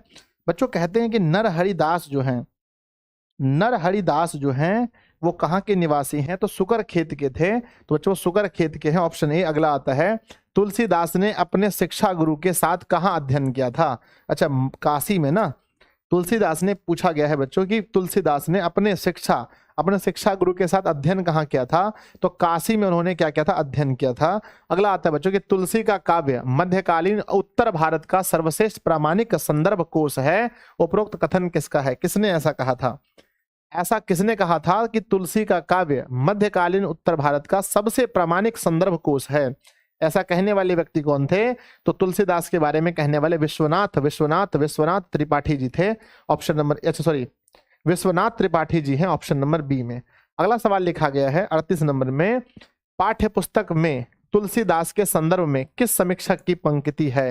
यानी किस समीक्षक ने तुलसीदास के बारे में कहा है? तुलसीदास के बारे में किस समीक्षक ने कहा है? मेरे बच्चे जल्दी बताइए। कहते हैं कि किस समीक्षक ने कहा है? तो कहते हैं सर जी, कहने वाले थे विश्वनाथ त्रिपाठी ने कुछ कहा है। अगला सवाल आपके सामने है बच्चों, सवाल नंबर लास्ट है, तुलसी के पद किस भाषा में रचित हैं? तुलसीदास ने जो अपने पद लिखे हैं वो अवधि में, व्रज में, ये तो है ही नहीं। बताओ, तुलसी के जो पद हैं वो किस भाषा में हैं? जिस पद को हम लोग पढ़ रहे हैं बच्चों, तुलसी के पद किस भाषा में है? अवधि भाषा में है या व्रज भाषा में है? सर अब अवधि भाषा में या ब्रज भाषा में? तो कहते हैं तुलसी के जो पद हैं, तुलसी के जो पद हैं वो बच्चों ब्रज भाषा में है। ऑप्शन नंबर बी सही होगा। ठीक है, 39 चैप्टर नंबर 3 कंप्लीटेड। ठीक है, 39 सवाल है, जितना सवाल इसमें दिया है इससे बाहर नहीं आएगा, बस आपको अच्छे से पढ़ना है। आप बताइए 39 में मेरे बच्चे आपने कितना सही किया? 39 में, हाँ सर ब्रज भाषा, हाँ ब्रज भाषा में है। तुलसी के पद बच्चों ब्रज भाषा में ही है। ठीक है, 39 में। ठीक है, आप लोग दोस्तों के पास शेयर जरूर करना जो छात्र नहीं जुड़ पाए हैं। अभी भी जो बच्चे नहीं जुड़ पाए हैं, अभी भी 4 चैप्टर हमें पढ़ना है, तो जरूर शेयर कीजिएगा सब लोग। चलिए, बहुत बढ़िया, बहुत बढ़िया। आइए, और आप लोग सभी लोग क्लास को भी पसंद कर लीजिए मेरे बच्चे। जिन छात्रों ने क्लास को लाइक नहीं किया है, एक बार लाइक भी करेंगे, ताकि लाइक की संख्या मेरे बच्चे क्लास खत्म होते कम से कम 2 के ना, कम से कम 1.5 की भी तो होना चाहिए। हाँ सर, चलो शुरू करें। चलो, यस जी, विष्णु जी बहुत बढ़िया। 38 नंबर है, 35 नंबर है, इसका पीडीएफ फ्री में दे दीजिए सर। फ्री ही समझिए, 99 रुपीज है, बहुत कम प्राइस है मेरे बच्चे। पूरा फ्री करने के लिए, पूरा फ्री बच्चों। चलो, महादेव झूठ मत बोलिए, किस बात का झूठ बोले जी? स्टार्ट करें? चलिए, बहुत बढ़िया। लीजिए, अब आपके सामने आता है बच्चों छप्पय। छप्पय चौथा नंबर चैप्टर है। छप्पय चौथा नंबर चैप्टर है, छप्पय चौथा नंबर चैप्टर है, बहुत अच्छे से पढ़िएगा। नाभादास ने लिखा है छप्पय बच्चों। आइए शुरू करते हैं नाभादास के लिए। सबसे फर्स्ट नाभादास का जन्म 70, मृत्यु 1600। बहुत कम उम्र में इनकी एज, मतलब मृत्यु हुई थी बहुत कम एज में। सोच भी नहीं सकते आप जिस कम एज में ये मरे थे। नाभादास का जन्म कब हुआ था? नाभादास का जन्म कब हुआ था? आप सभी लोग किताब में पढ़े होंगे, याद किए होंगे कि नाभादास का जन्म 1570 में हुआ था, बहुत कम एज में। और मृत्यु के बारे में कहा जाता है नाभादास के कब तक जीवित रहने का प्रमाण है? नाभादास के जीवित रहने का प्रमाण प्यारे बच्चों ऑप्शन दिए रहेंगे 1600, 1631, 1633, 1620। बहुत कम एज तक जीवित रहने का प्रमाण है, मात्र 1600 ईस्वी तक। नाभादास का जन्म स्थान कहाँ माना जाता है? जन्म स्थान बच्चों दक्षिण भारत में उनका जन्म हुआ था नाभादास का। अगला, नाभादास की माँ कहाँ आकर रहने लगी थी? तो उनकी जो मम्मी थी, नाभादास की जो मम्मी थी मेरे बच्चे, वो जयपुर में रहने लगी थी, जयपुर में। ऑप्शन नंबर सी, नाभादास माँ के साथ जयपुर क्यों आ गए थे? बहुत ज्यादा पिताजी मर गए थे उनकी, अकाल, मतलब बहुत खाने पीने में प्रॉब्लम हो रहा था उन्हें, आप लोग पढ़े होंगे। अकाल और पिता की मृत्यु के कारण ये आ गए थे जयपुर। नाभादास का काव्य क्षेत्र, इन्होंने अपनी कविता कहाँ लिखी है? तो नाभादास का जो काव्य क्षेत्र था वो बच्चों वृंदावन था, हम लोगों ने पढ़ा था। अगला, नाभादास के गुरु का नाम क्या था? गुरु का नाम अग्रदास था, है ना। ये नोट्स में गलत हो गया था, इसको सही कर लीजिएगा। ये नोट्स में गलत हो गया है, इसको सही कर लीजिएगा। नोट्स में बच्चों हो गया है हरि, है ना, सद हरिदेव या ऐसे कुछ हो गया है, अग्रदास होंगे। अगला आता है, मुझे याद है बच्चों, अगला आता है कि बीजक किसकी रचना है? अच्छा, बीजक तो कबीरदास की रचना है बच्चों, कबीरदास की रचना है बीजक। अगला आता है कि भक्तमाल किसकी रचना है? अच्छा, भक्तमाल नाभादास की रचना है। अगला, नाभादास किसके समकालीन थे? तो जब नाभादास थे उस समय धरती पर और कौन थे, कौन महान व्यक्ति थे? तो जब नाभादास थे उस समय तुलसीदास भी इस धरती पर ही थे। अगला आता है, नाभादास की राम भक्ति मर्यादा के साथ, है ना, स्थान पर क्या थी? नाभादास की जो मर्यादा के स्थान पर क्या थी? माधुर्य भाव का पूट था बच्चों। Option number B. नाभादास किस धारा के भक्त थे? तो राम भक्त के थे, राम भक्ति थे, नहीं प्रेम मार्गी होना चाहिए ना, नहीं राम भक्ति, ठीक है। अगला आता है बच्चों, अष्टयाम किसकी रचना है? अष्टयाम नाभादास की रचना है। अगला, नाभादास किस धारा के संत थे? तो शैव, वैष्णव, जैन, बौद्ध। नाभादास बच्चों वैष्णव दर्शन के, शैव दर्शन के। नाभादास किस दर्शन के थे? वैष्णव दर्शन के थे, सॉरी बच्चों, ऑप्शन नंबर बी याद कर लेना है। कुछ विद्वानों के अनुसार नाभादास किस वर्ग से आते हैं? दलित वर्ग के ना। किस वर्ग के थे? नाभादास एकदम दलित वर्ग के थे, एकदम दलित वर्ग के थे विद्यार्थी जी। आंसर है दलित वर्ग के थे, ऑप्शन नंबर डी। अगला आता है, अष्टयाम कितने रूपों में है? अष्टयाम बच्चों 2 रूपों में है, ऑप्शन नंबर ए होगा, 2 रूपों में है। अगला, सूर की कविता सुनकर कवि क्या करने लगते हैं? कहते हैं कि सूर की कविता सुनकर, यानी सूरदास की कविता को सुनकर नाभादास क्या करने लगते हैं? ऑप्शन ए, सिर चालन, ऐसे ऐसे हाथ सिर हिलाते हैं, या बच्चों ठहाका मारते हैं, उछल कूद करते हैं, या व्यंग करते हैं। सूर की कविता सुनकर, सूरदास की कविता को सुनकर सूरदास की कविता को सुनकर कवि क्या करने लगते हैं? तो सूरदास की कविता को सुनकर जो कवि हैं वो सिर चालन करते हैं, सिर हिलाने लगते हैं, ऑप्शन नंबर ए सही होगा। अगला सवाल है बच्चों कि अष्टयाम किन रूपों में लिखा गया है? अष्टयाम जो है वो किन रूपों में लिखा गया है? तो बच्चों एक गद्य काव्य होना चाहिए, अष्टयाम जो है वो एक गद्य काव्य है, ऑप्शन नंबर ए सही है। अगला, नाभादास ने किस कवि को जाति पाति या वर्ण आश्रम का खंडन करने वाला बताया है? नाभादास के अनुसार कौन से ऐसे कवि हैं जो जाति पाति का खंडन करते थे? सर एक ही कवि हैं, सबको पता है, बस एक ही कवि हैं जो खंडन करते थे, वो कबीरदास जी हैं। बहुत ज्यादा कहते हैं कि भक्तमाल में कितने छप्पय क्या छंद प्रयोग हुआ है? तो सीधा बुक में लिखा गया, पढ़े होंगे, भक्तमाल में कितने छप्पय छंदों का प्रयोग हुआ है? ऑप्शन 316, 315, 314, 300, 333। ठीक है, नोट्स में क्या लिखा है आप लोग पढ़े होंगे ना, नोट्स में। हाँ सर नोट्स पढ़े हैं, तो नोट्स में आप लोग पढ़े होंगे कि नाभादास जो थे, सॉरी, भक्तमाल में कितने छप्पय का वर्णन है? तो भक्तमाल में टोटल छप्पय का वर्णन है बच्चों 316, नोट्स में भी यही लिखा है। अगला आता है, कबीर किसमें भेद नहीं करते थे? कबीर किसमें भेद नहीं करते थे? ऑप्शन है बच्चों हिंदू मुस्लिम, अमीर गरीबी, बड़े छोटे, या हिंदू ईसाई। तो कबीर कभी भी बच्चों हिंदू मुस्लिम में भेद नहीं करते थे, ऑप्शन ए मार के आइएगा। भक्तमाल में कितने भक्तों का चित्रण है? एकदम सही करके आना है, भक्तमाल में कितने भक्तों का चित्रण है ये आप लोग को बताइए बच्चों, हल्का क्वेश्चन है, 200, 300, 400 तो बच्चा वाला क्वेश्चन है। अगला बच्चों, नाभादास की छप्पय पाठ किस पुस्तक से ली गई है? अच्छा, नाभादास का जो छप्पय है, छप्पय विद्यार्थी जी ये एक तो पहली बात है, ये अष्टयाम से तो नहीं होगा, सॉरी ये बीजक से नहीं होगा, सूरसागर से नहीं होगा। नाभादास का छप्पय, छप्पय में बच्चों 6 मतलब 6 पंक्तियों का छप्पय होता है, उसमें उन्होंने महत्वपूर्ण कवि के बारे में कहा था। इसे भक्तमाल से लिया गया होगा। 23 नंबर सवाल देखते हैं मेरे बच्चे, भक्तमाल से लिया गया, बिल्कुल सही है, भक्तमाल से। ये सवाल मैंने पूछा था कि भक्तमाल में कितने भक्तों का चित्रण है। भक्तमाल में 200 भक्तों के बारे में कहा गया है बच्चों, 200। अगला सवाल ध्यान से देखेंगे कि बच्चों छप्पय क्या होता है। जो छप्पय की अगर हम बात करें विद्यार्थी जी, तो ये छप्पय होता क्या है? छंद होता है, रस होता है, रस होता है ना, अलंकार होता है, भाषा होता है। तो छप्पय क्या होता है? एक छंद होता है। छप्पय क्या होता है विद्यार्थी जी? छंद होता है, ए नंबर। अगला छंद ना, छप्पय में कितनी पंक्तियां होती हैं? छप्पय में 6 पंक्तियां होती हैं, बी नंबर है। अग्रदास किस परंपरा के कवि थे? रामानंद की शिष्य परंपरा, वल्लभाचार्य की शिष्य परंपरा, विष्णु स्वामी या फिर हरिवंश? तो रामानंद के थे, ऑप्शन नंबर ए होगा छप्पय ना। अग्रदास ना क्या था? अग्रदास जी रामानंद, अरे क्या हो गया, अग्रदास जी जो थे वो विद्यार्थी जी किसके थे? रामानंद के थे, ऑप्शन ए सही होगा। अगला सवाल आता है, भक्तमाल की रचना कब हुई थी? भक्तमाल की रचना कब हुई थी? तो 85 से 96 के बीच हुई थी, 85 से 96 के बीच, ऑप्शन नंबर ए बच्चों। अगला आता है, भक्तमाल क्या है? भक्तमाल क्या है? आप सब लोग, गुरुजी आज हमारे 11th का एग्जाम है, आशीर्वाद दीजिए, पूरा आशीर्वाद है जी, पूरा जाइए, आशीर्वाद है दोनों हाथों से, सृजित जाइए अच्छे से दीजिए। भक्तमाल क्या है बच्चों? ऑप्शन ए, भक्तों की जीवनी है, भगवत गाथा है, पृथ्वी का परिचय है, नाटक है। तो भक्तों की जीवनी है भक्तमाल में, ऑप्शन ए सही है। अगला, कबीर ने हिंदू मुस्लिम के साथ क्या नहीं किया है? कबीर दास जो थे वो हिंदू मुस्लिम के साथ में क्या नहीं किए थे बताइए, है ना? तो कहते हैं कि कबीर ने हिंदू मुसलमानों के साथ क्या नहीं किया था? ऑप्शन ए, कभी भी उन्होंने पक्षपात नहीं किया है। अगला बच्चों, नाभादास के अनुसार किसकी कविता सुनकर लोग सिर चालन करते हैं? तो कहते हैं नाभादास के अनुसार किसकी कविता सुनकर के लोग सिर हिलाने लगते हैं?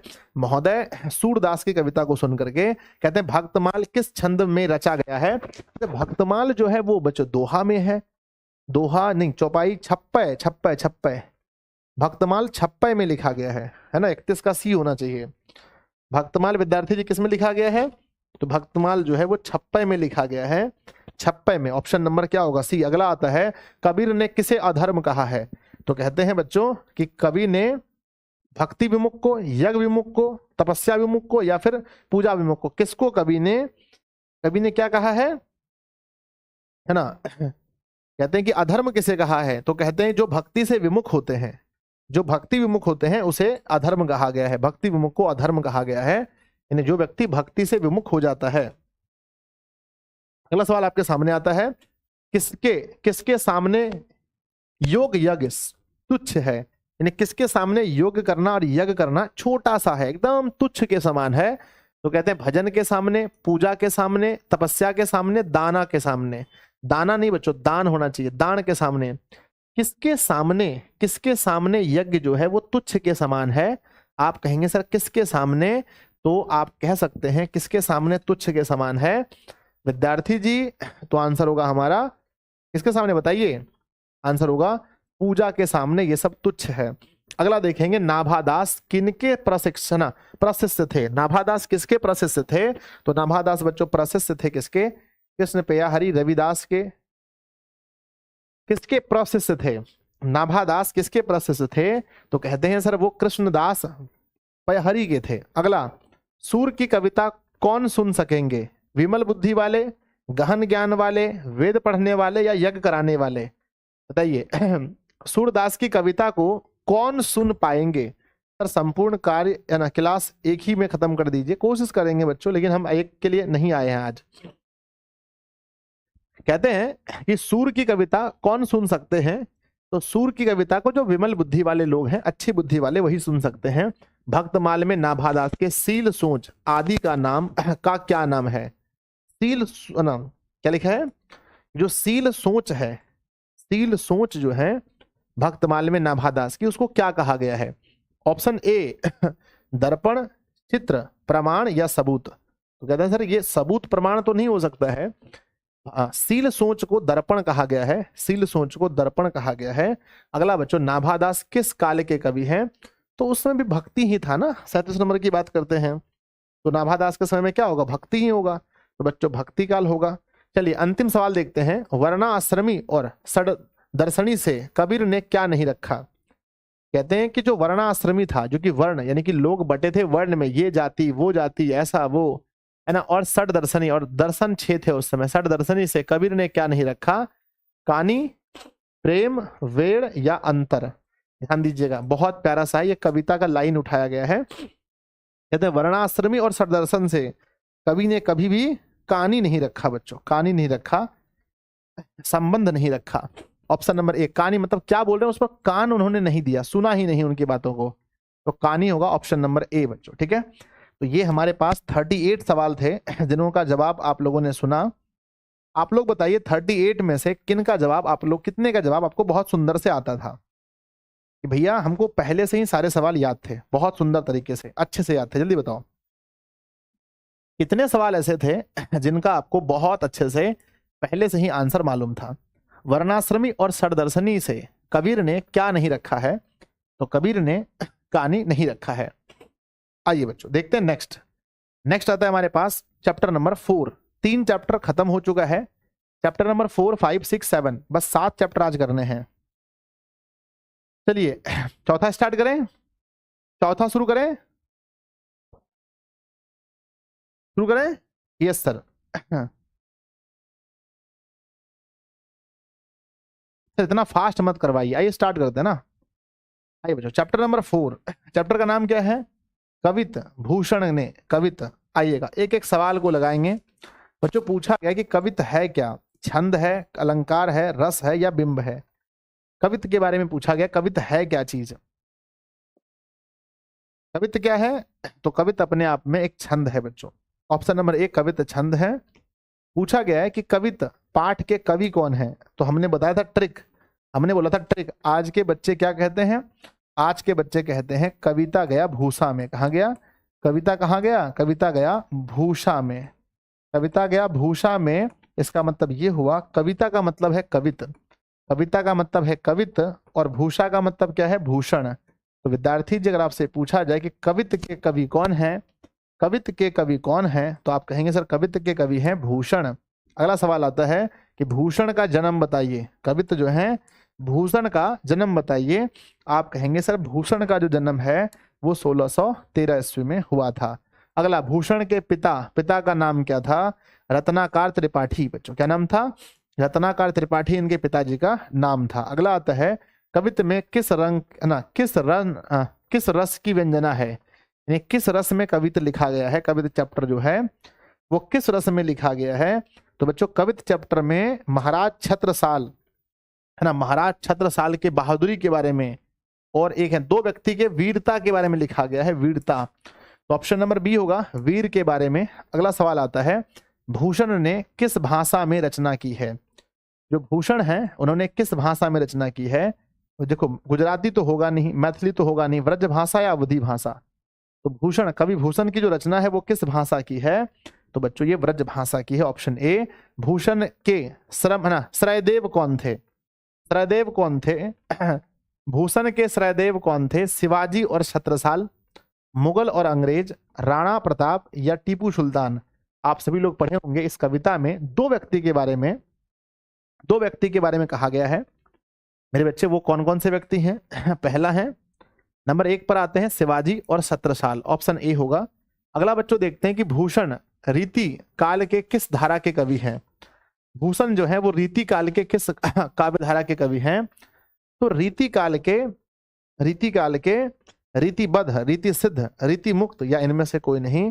पर ये सबसे कठिन सवाल होता है, ये वाला सवाल सबसे कठिन होता है कि भूषण जो है वो रीतिबद्ध है, रीतिबद्ध है, ऑप्शन नंबर ए। अगला आता है परशुराम किस पर भारी पर रहे हैं कहते हैं परशुराम सहस्त्र बाहु पर भारी हैं, है ना।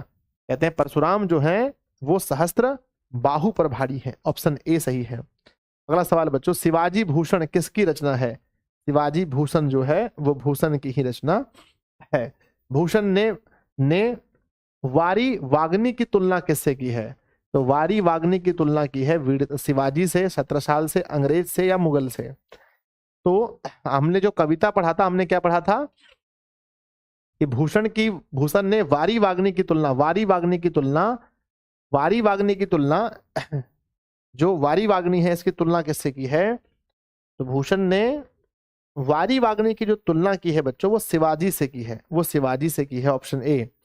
अगला, भूषण का जन्म स्थान। अच्छा, भूषण का जन्म स्थान कहाँ था बच्चों? तो कहते हैं तिकवारपुर, है ना, तिकवापुर कानपुर उत्तर प्रदेश में इनका जन्म हुआ था। अगला बच्चों देखते हैं, कौन सी रचना भूषण की नहीं है? विनय पत्रिका इनकी रचना बिल्कुल भी नहीं है, क्योंकि यह तुलसीदास की रचना है बच्चों। अगला आता है, पवन किस पर भारी है? कहते हैं पवन भारी है मेघ पर, है ना, पवन भारी है मेघ पर, पवन भारी है मेघ पर, पवन भारी है मेघ पर। कवि भूषण की उपाधि भूषण को किसने दी है? तो भूषण की उपाधि भूषण को किसने दी है? तो भूषण की उपाधि जो है कवि भूषण को किसने दी है? तो कहते हैं रुद्र साहू ने। किसने? रुद्र साहू ने दी है मेरे बच्चे। किसने दी है? रुद्र साहू ने दी है। ऑप्शन नंबर हो जाएगा Rudra Sahu, option number C. अगला आता है, शिवा बावनी के रचनाकार कौन है? शिवा बावनी के रचनाकार कवित्त भूषण, है ना, भूषण है। द्रुम दंड पर कौन भारी है? द्रुम दंड पर अग्नि भारी है। द्रुम दंड पर कौन भारी है? 17 में तो आग भारी है। शंभु किस पर भारी है? तो शंभु किस पर भारी है? शंभु मतलब भगवान शिव। पार्वती पर, कामदेव पर, राम पर या कृष्ण पर? तो कहते हैं शंभु भारी है कामदेव पर। अगला आता है, दूसरे कवित्त में किसकी तलवार का वर्णन है? देखिए इसमें कितने कवित्त हैं? टोटल कवित्त की बात की जाए, ये कवित्त में, है ना, ये जो कवित्त चैप्टर है इसमें कितने कवित्त हैं?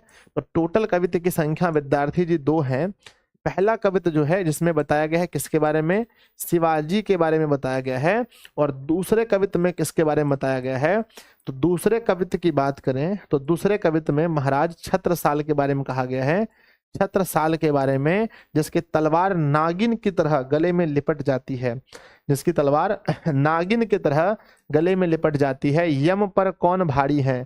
कहते हैं इंद्र भारी है यम पर, इंद्र भारी है यम पर, इंद्र भारी है यम पर, इंद्र भारी है यम पर। छत्रसाल दशक किसकी रचना है? छत्रसाल दशक भूषण की रचना है। अगला आता है, दूसरे कवित्त में अंधकार की तुलना किससे की है? अंधकार की तुलना विद्यार्थी जी किससे की है? तो कहते हैं कि अंधकार जो है, अंधकार की जो तुलना है वो हाथी से है। अंधकार की तुलना किससे है? वो हाथी से है। अगला सवाल आता है, प्रथम कवित्त में काव्य गुण क्या है? तो कहते हैं काव्य गुण जो है ओज है या प्रसाद है। काव्य गुण क्या है? तो ओज है, ओज है। ऑप्शन नंबर क्या है? बी सही है। अगला आता है 24 में कि लगती लपकी कंठ वैरीन के नागिन सी में कौन सा लकार है? नागिन सी, आप भी कह सकते हैं। यहां पर किसी को क्या दिया गया है? उपाधि दिया गया है, नागिन सी उपाधि। कैसा? नागिन सी उपाधि। जैसे हम आपको कह दें कि आप देखने में हीरो जैसा लग रहे हैं, आप देखने में हीरो जैसा है, इसमें कौन सा लकार है? मैंने आपको कहा कि आप देखने में नायक जैसे हैं, आप देखने में नायक जैसे हैं, ठीक है। तो ये हम जब भी किसी को, मेरे बच्चे, हम किसी की उपमा देते हैं, उपाधि देते हैं, तो उसमें उपमा अलंकार होता है। ऑप्शन ए सही है। द्वितीय छंद में किस रस की अभिंजना है? तो द्वितीय में अगर हम देखें तो बच्चों वीर रस है। क्या है? वीर।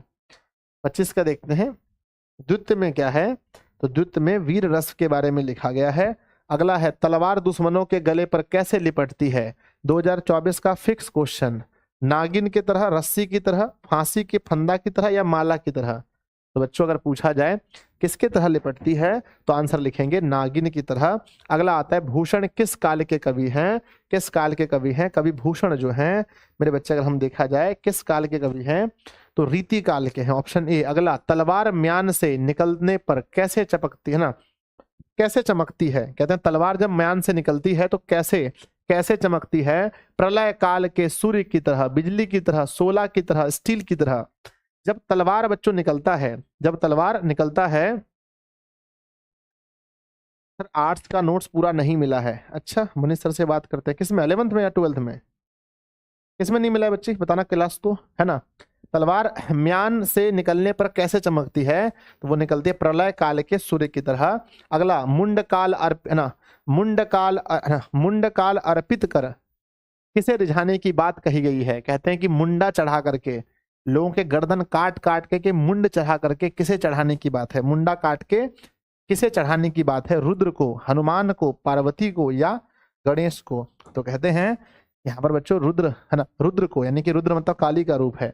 अगला, दुश्मनों की गर्दन काट कर किसे कलऊ देने की बात है? एक सेकंड रुक जाइए, इसको देखने दीजिए। रुद्र ठीक है ना, 29, हाँ रुद्र सही है। कहते हैं कि दुश्मनों के गर्दन काट कर किसे चढ़ाने की बात है? कहते हैं काली को दुश्मन के गर्दन चढ़ाया जाता है। अगला, प्रथम कवित्व में किस अलंकार का प्रयोग हुआ है? पहला में देखा जाए, फर्स्ट वाले में किसका अलंकार हुआ है? तो उपमा अलंकार हुआ पहले में। अगला आता है रुद्र शाह कहाँ के राजा थे? तो रुद्र शाह जो थे वो चित्रकूट, अवध, काशी, दिल्ली। रुद्र शाह कहाँ के राजा थे? तो बच्चों चित्रकूट के राजा थे, ऑप्शन ए होगा। अगला, भूषण को किस रस का कवि माना जाता है? तो भूषण जो है वो किस रस में लिखते हैं? तो भूषण हमेशा मेरे बच्चे वो वीरता के बारे में लिखते हैं, वीर रस का। अगला, शिवा बावनी में कितने मुक्तक हैं? अच्छा हम लोग पढ़े भी थे, शिवा बावनी में कितने मुक्तक हैं? बहुत बहुत बहुत दिन पहले का, क्या आपको याद है शिवा बावनी में कितने मुक्तक हैं? आज की बात नहीं है, बहुत पहले की बात है, जब मैंने आपको पढ़ाया था। कमेंट बॉक्स में लिखना, देखते हैं कितने बच्चों का दिमाग अभी भी है बच्चों इस चीज पर। इकोनॉमिक्स का नोट्स मिलेगा लेकिन अभी तक नहीं मिला है। अच्छा इकोनॉमिक्स का नोट्स तो टाइप हो गया था, मैं बात करता हूँ आज सर से, आज बात करते हैं, प्लीज वेट कीजिए। 52 मुक्तक है, सबको याद है, अच्छी बात है। तो छत्रसाल दशक में कितने छंद का प्रयोग हुआ है? छत्रसाल दशक में कितने, दशक मतलब 10 होना चाहिए ना, दशक मतलब 10 होता है, दसल। अगला आता है विद्यार्थी जी की चिंतामणि किनके भाई थे? अच्छा भूषण के भाई थे चिंतामणि, याद है हमें। चलिए खत्म हो गया। चैप्टर नंबर 4 कंप्लीटेड बच्चों। आप जल्दी बताना कि 4 में से 36 क्वेश्चन थे।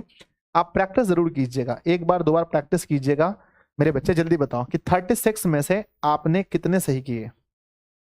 36 में से मेरे प्यारे प्यारे बच्चों ने, कितने विद्यार्थी ने 36 में से सही किया है? एक बार मुझे जल्दी भेजेंगे कंप्लीटली कि गुरुजी 36 में से हमने इतना सही कर दिया है। 36 में से आपने कितना सही किया है? बहुत सुंदर, बहुत अच्छे। आ जाओ अगला, चैप्टर नंबर 5। चैप्टर नंबर 5 बच्चों, चैप्टर नंबर 5 नाम है चैप्टर का तुमुल कोलाहल कलह में। तुमुल कोलाहल कलह में चैप्टर नंबर 5 है।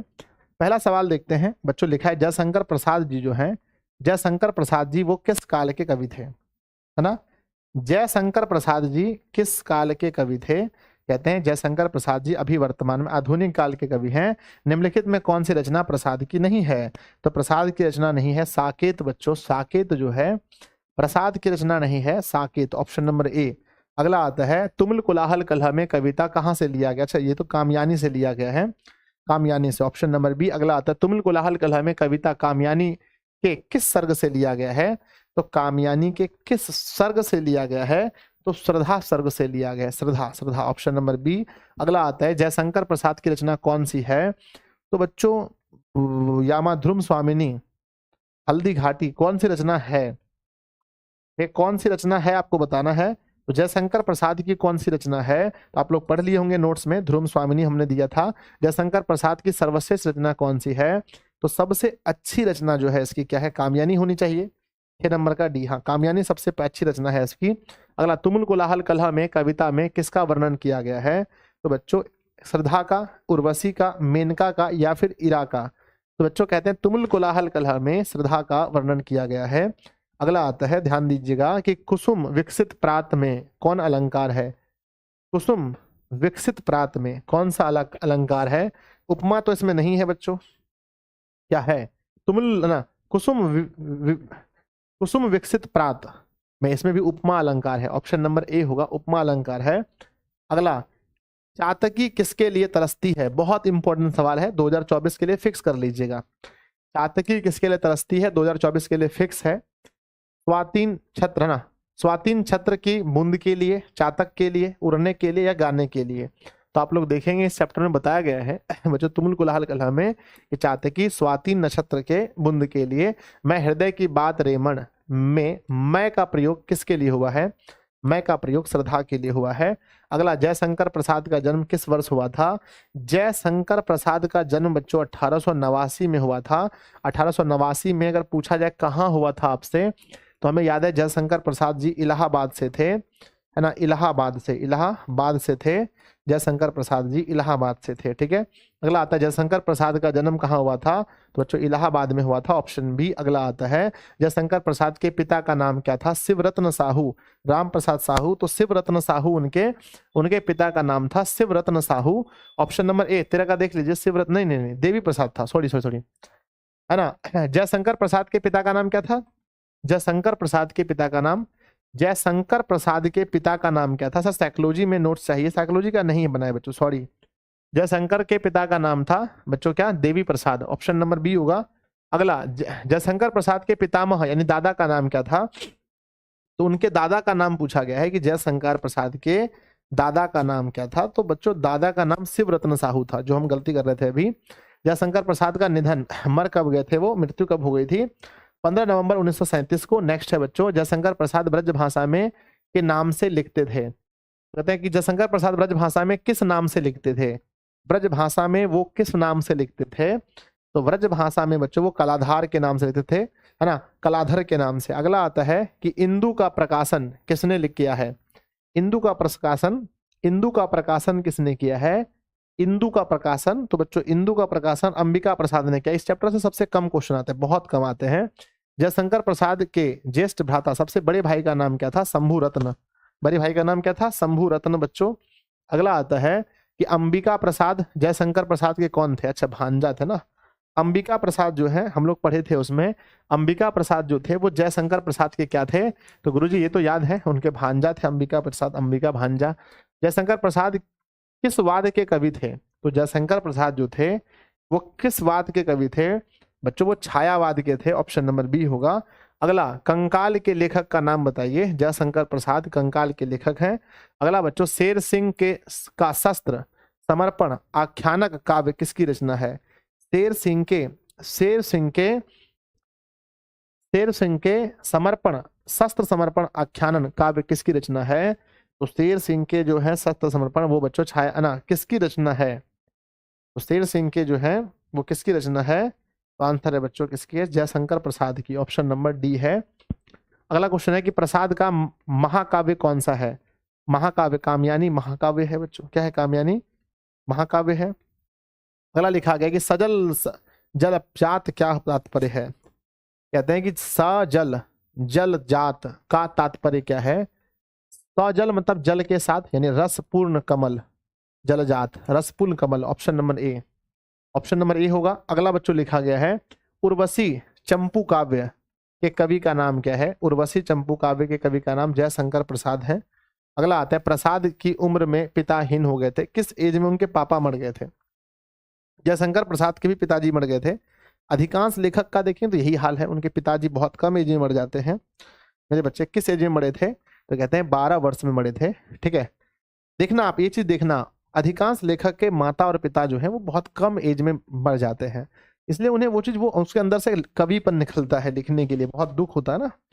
मेरे बच्चे आगे लिखा गया है जयशंकर प्रसाद के पिता का सॉरी है ना, जयशंकर प्रसाद के पितामह किस नाम से प्रसिद्ध थे, तो है ना सुधनी साहू, नथुनी साहू, मेथी साहू या दानी साहू, तो कहते हैं उनके जो दादाजी थे वो क्या थे, है ना सुधनी साहू के नाम से जाने जाते, सुधनी।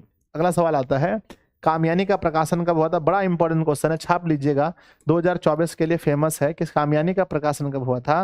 विद्यार्थी जी कामयानी का प्रकाशन 1936 में हुआ था, 1936 में हो गया था, ऑप्शन नंबर ए होगा। अगला आता है बच्चों की है ना चंद्रगुप्त प्रसाद की किस प्रकार की रचना है, चंद्रगुप्त प्रसाद की किस प्रकार की रचना है, तो चंद्रगुप्त प्रसाद की रचना नाटक प्रकार की है, नाटक, ऑप्शन नंबर ए होगा। अगला सवाल देखते हैं बच्चों की कामयानी किसे कहा गया है, अच्छा कामयानी किसे कहा गया है, ये तो आप देख करके ही बता देंगे, श्रद्धा को, है ना इरा को, उर्वशी को या सीता को, तो श्रद्धा नाम की है वो, है ना। कामयानी किसे कहा गया है, कामयानी श्रद्धा को कहा गया है, ऑप्शन ए सही होगा। अगला बच्चों खत्म हो गया। ठीक है, तो ये थोड़ा कठिन चैप्टर है 30 है ना, इसमें समझ में बहुत कम चीजें आती होंगी आपको। ठीक है, यहाँ से क्वेश्चन भी कम बनते हैं। सबसे ज्यादा क्वेश्चन अगर किसी चैप्टर से बनता है बताओ वो कोई है ना, वो क्या है, सबसे ज्यादा क्वेश्चन कहाँ से बनता है, सबसे अधिक क्वेश्चन मेरे बच्चे, सबसे अधिक अगर हम बात करते हैं काव्य खंड सॉरी गद्य खंड की, तो गद्य खंड में सबसे अधिक क्वेश्चन बनता है पहला चैप्टर बातचीत से, बातचीत से सबसे ज्यादा बनता है। और दूसरा अगर हम देखें बच्चों, अगर हम काव्य खंड की बात करें तो काव्य खंड में सबसे अधिक कहाँ से बनता है, तो बच्चों कर्बक से बनता है, कर्बक से। पहला चैप्टर दोनों का बहुत फेमस है, तो पहला चैप्टर दोनों का बहुत अच्छे से पढ़ लीजिएगा, पहला चैप्टर, ठीक है। चलिए चैप्टर नंबर बच्चों, चैप्टर नंबर 7वां है क्या या छठा है ये है ना, ये चैप्टर 7वां लग रहा है मुझे, गड़बड़ हो गया क्या, छठा होना चाहिए ना, इसके बाद एक चैप्टर और होना चाहिए। रुद्रा कुमारी चौहान, इसके बाद एक चैप्टर और है क्या, हाँ इसके बाद एक और है ना, चलिए ठीक है, एक और चैप्टर है। आइए बच्चों, ये चैप्टर नंबर 6, चैप्टर नंबर 6 पुत्र वियोग। पुत्र वियोग, यहाँ पर क्या होता है ना कि एक बच्चा अपनी माँ से बिछड़ जाता है, एक बच्चा अपनी माँ से बिछड़ जाता है। बहुत अच्छी कविता है, सारे क्वेश्चंस बनेंगे, सबसे आसान चैप्टर में से एक है, सबसे आसान चैप्टर में से एक है बच्चों। लिखा गया है कि पुत्र को शीत न लगे इसके लिए क्या कवित्री क्या करती है, कहते हैं पुत्र को शीत ना लगे इसके लिए क्या करती हैं, हमेशा गोद में रखती हैं, गर्म कपड़ा पहनाती हैं, दवा खिलाती हैं या तेल लगाती हैं। तो बच्चों कहते हैं कि पुत्र को शीत ना लगे इसलिए हमेशा उसको गोद में ही रखती हैं। अगला पूछा जाएगा, कवित्री पुत्र को कैसे सुलाती हैं, ऑप्शन ए थपकी देकर, लोरी गाकर, या दोनों, या इनमें से कोई नहीं। ये चैप्टर सबसे आसान है, सबसे आसान में से एक है, ठीक है ना, दोनों। अगला आता है बच्चों, कविता पत्थर को क्या मानती थी, सॉरी कवियत्री पत्थर को क्या मानती थी, देव, दानव, मानव, या इनमें से कोई नहीं। तो पत्थर को ही क्या मानती थी, देव मानती थी। सबसे हल्का यही है, पुत्र, कवित्री ने छौना किसे कहा है, छौना, है ना, ये छौना किसे कहा है, इसको बच्चों याद रखिएगा 100%। ये कविता, इस कविता के सारे प्रश्न बहुत हल्के हैं, बहुत हल्के। उन्होंने छौना अपने पुत्र को कहा था, पुत्र को छौना कहती थी। अगला, पुत्र वियोग कविता की कवित्री का नाम क्या है, पुत्र वियोग कविता की कवित्री का नाम क्या है। पुत्र वियोग मेरे बच्चे, सर पुत्र वियोग 7वां चैप्टर, वही तो हम कह रहे थे 7वां चैप्टर है, ये 6 कैसे हो गया, 7वां चैप्टर है पुत्र वियोग बच्चों। छठा में कौन है देखो तो, है ना, नाबादास, छप्पय, भूषण, कवित, जयशंकर प्रसाद, अच्छा वही छठा था ना, तुम कोलाहल कला में हो गया। 7वां चैप्टर है मेरे बच्चे, ये 7वां है, इसका मतलब ये 6 चैप्टर पहले हो चुका है, 6 चैप्टर पहले हो चुका है ना। आइए पुत्र वियोग में हम देखते हैं बच्चों, ये क्या है, सुभद्रा कुमारी चौहान। अगला सवाल आता है, बड़ा कठिन किसे कहा गया है, माँ को समझाना, पिता को समझाना, भाई को समझाना, बहन को समझाना। तो बड़ा कठिन हो जाता है माँ को समझाना बच्चों, माँ को समझाना बहुत कठिन होता है जब बच्चा उससे, पुत्र वियोग की तरह हिंदी में कौन सी दूसरी कविता है, कहते हैं पुत्र वियोग की तरह ही हिंदी में देखें बच्चों, पुत्र वियोग की तरह हिंदी में भी एक कविता है जिसका नाम क्या है, हिंदी में है सरोज स्मृति, सरोज स्मृति है। अगला, ये भी क्वेश्चन बहुत इंपॉर्टेंट है, याद रखिएगा, ये सवाल बहुत इंपॉर्टेंट है, इट इज वेरी इंपॉर्टेंट। अगला क्वेश्चन देखते हैं, सुभद्रा जी का विवाह कब हुआ था, अच्छा 1919 में उनका विवाह हुआ था, ऑप्शन ए सही है। अगला बच्चों, चित्र विषाद, है ना, चित्र विषाद विलीन मन की पंक्ति किस कविता की है, तो चित्र विषाद विलीन मन की कविता, ना, पंक्ति किस कविता की है, तो पुत्र वियोग की है। अगला बच्चों, पुत्र वियोग कविता किस प्रकार की कविता है, बहुत ज्यादा एक बेटा के मर जाने पर माँ को बहुत दुख होता है, तो आप कह सकते हैं कि शोक काव्य है बच्चों, बहुत ही ज्यादा शोक कविता है, ऑप्शन ए सही है। अगला आता है, सुभद्रा कुमारी चौहान का जन्म कब हुआ था, मेरे बच्चे सुभद्रा कुमारी चौहान के बारे में कहें 1905 में जन्म हुआ था, 11 नंबर सवाल है, 1905 में, 1904 में, माफ कीजिएगा 16 अगस्त 1904 में जन्म हुआ था। सुभद्रा कुमारी चौहान का जन्म कहाँ हुआ था, सुभद्रा कुमारी चौहान का जन्म कहाँ हुआ था, तो निहालपुर में ना, निहालपुर में हुआ था, Nihalpur Allahabad, option number A, Nihalpur Allahabad में हुआ था। अगला आता है कि उनकी मृत्यु बहुत कम एज में मर गई थी, 4 में 44 साल लगभग जी थी, मुझे याद है, जहां तक 48 में मृत्यु हो गया था। अगला सवाल है कि सुभद्रा जी का निधन किस तिथि को हो गया था, बसंत पंचमी, विवाह पंचमी, नाग पंचमी या राम पंचमी, ठीक है, किस दिन हो गया था, ये भी इंपॉर्टेंट सवाल है। बसंत पंचमी के दिन इनका देहांत हुआ था, याद रखिएगा, इंपॉर्टेंट सवाल है, वीवीआई सवाल है, एमवीवीआई है। अगला सवाल आपके सामने आता है विद्यार्थी जी, सुभद्रा जी का निधन कैसे हुआ था, कार दुर्घटना में, याद है आप लोगों को, याद है कि नहीं है, हाँ सर, कार दुर्घटना, ट्रेन दुर्घटना, वायुयान दुर्घटना, मानव ना नाव दुर्घटना, आप सब बच्चों को याद होगा कि उनका विवाह, सॉरी, उनका जो निधन है वो कैसे हुआ था, कार दुर्घटना में, एक्सीडेंट में मर गई थी वो। सुभद्रा जी के माता पिता का नाम क्या था? पिताजी थे धीराज कुंवर और माता जी का नाम था धीराज कुंवर और पापा जी थे Thakur Ramnath Singh ji. Option number A होगा। अगला, सुभद्रा जी के पति का नाम क्या था? लक्ष्मण जी थे, शायद लक्ष्मण सिंह थे, ठाकुर लक्ष्मण सिंह उनके पति थे। सुभद्रा जी का ससुराल कहाँ था? खंडवा में ना, खंडवा में उनका ससुराल था, खंडवा में। अगला आता है, कूली प्रथा के लेखक का नाम क्या है? सुभद्रा कुमारी ठाकुर, ठाकुर लक्ष्मण सिंह कूली प्रथा के लेखक हैं। 19 नंबर देख लेते हैं, कूली प्रथा के लेखक कौन है? ठाकुर लक्ष्मण सिंह होंगे, ठीक है। उनके गुलामी का नशा के लेखक कौन है? गुलामी का नशा, गुलामी का नशा, गुलामी का नशा के लेखक कौन है? तो ये बच्चों है ना, वो कौन थे? ठाकुर लक्ष्मण सिंह। उनके पति देव ने दो दो लिखा है। सुभद्रा जी का प्रारंभिक शिक्षा कहाँ हुआ था? सुभद्रा कुमारी चौहान जो स्टार्टिंग में पढ़ाई की थी वो बच्चों क्राइथस, क्या था, क्राइथस वेट गर्ल्स स्कूल में, क्या था है ना, क्राइथस वेट गर्ल्स स्कूल में उन्होंने पढ़ाई की थी, जहां से बहुत लोग किए हैं। अगला आता है कि सुभद्रा जी किस पार्टी से एमएलए बनी थी? अच्छा, ये तो पता होगा ना, कांग्रेस से बनी थी ना। सुभद्रा जी किस पार्टी से एमएलए बनी थी? तो कहते हैं कांग्रेस पार्टी से, ऑप्शन ए सही है। अगला बच्चों की सुभद्रा जी ने पढ़ाई क्यों छोड़ दी थी? अच्छा, पढ़ाई इसलिए छोड़ी थी कि वो बच्चों एक आंदोलन में चली गई थी, असहयोग आंदोलन में। तो कहते हैं असहयोग आंदोलन में चली गई थी, इसलिए उन्होंने पढ़ाई छोड़ा था। इंपॉर्टेंट सवाल है, MVVI सवाल है विद्यार्थी जी। अगला आता है हमारा, मना लिखा है, मुकुल के रचनाकार का नाम क्या है? मुकुल के रचनाकार कौन है? सुभद्रा कुमारी चौहान ही तो है। अगला आता है कि सुभद्रा जी की रचना कौन नहीं है? सुभद्रा जी की जो रचना है वो कौन सी नहीं है बच्चों? ऑप्शन ए कामयानी, तो बिल्कुल है ना, कामयानी, त्रिधारा, बिखरे मोती या सभा के खेल। ये सबसे हल मतलब कठिन हो जाता है, सबसे भारी क्वेश्चन यही हो जाता है। कौन सा नहीं? क्योंकि इसमें बहुत कुछ याद रखना पड़ता है। कामयानी नहीं है, ऑप्शन ए। अगला आता है, सुभद्रा, सुभद्रा जी को किस पुस्तक पर सेक्सरिया पुरस्कार मिला है? किस पुस्तक पर सेक्सरिया पुरस्कार मिला है? तो कहते हैं बच्चों कि उनको जो मुकुल पुस्तक है, मुकुल, मुकुल पर उन्हें सेक्सरिया पुरस्कार मिल गया था। ऑप्शन ए सही है। अगला बच्चों, सुभद्रा जी हिंदी साहित्य के किस वाद के कवित्री हैं? तो कहते हैं किस वाद में आते हैं सुभद्रा जी? तो लिखे हैं छायावाद में आते हैं। ऑप्शन नंबर ए, छायावाद में आते हैं, ऑप्शन नंबर ए। जहां बच्चों परिचय आ जाता है ना, बड़ा कठिन हो जाता है परिचय।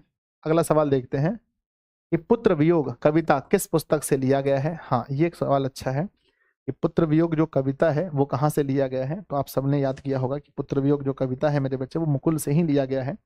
मुकुल से, ऑप्शन नंबर ए सही है। अगला, सुभद्रा जी को जेल क्यों हुआ था बच्चों? जेल जाना पड़ा था किसमें? तो कहते हैं स्वतंत्रता आंदोलन के कारण उन्हें जेल जाना भी पड़ा था बच्चों। अगला सवाल आता है, कवित्री के लिए पुत्र क्या था? खिलौना, आभूषण, भगवान या संत?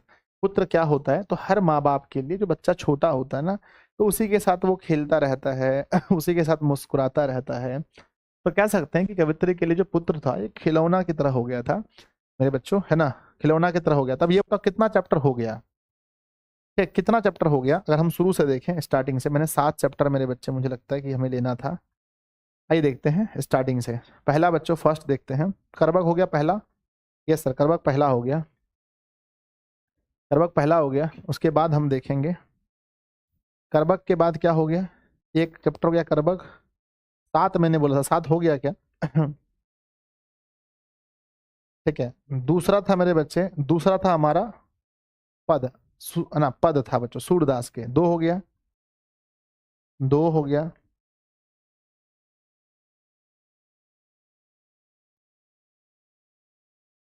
फिर से पद आया तुलसीदास के, 3 हो गया।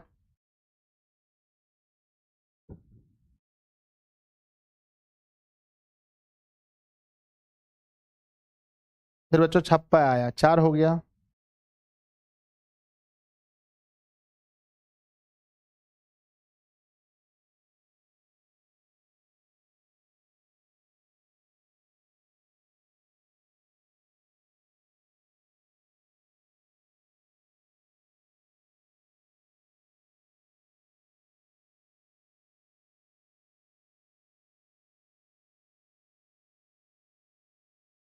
सात हो गया था ना, 7 हो गया ना, 4 हो गया था ना, रुक जा एक सेकंड। 5 वाला था या नहीं था? 5 वाला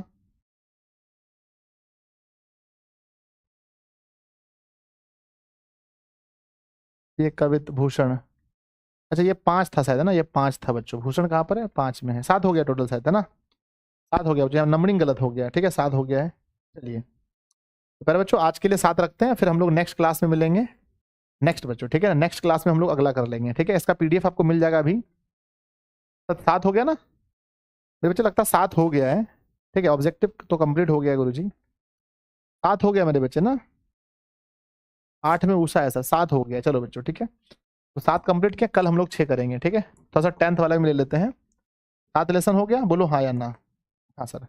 अब कल बच्चों हमारा 8, 9, 10, 11, 12, 13 ये कल हो जाएगा, ठीक है ना।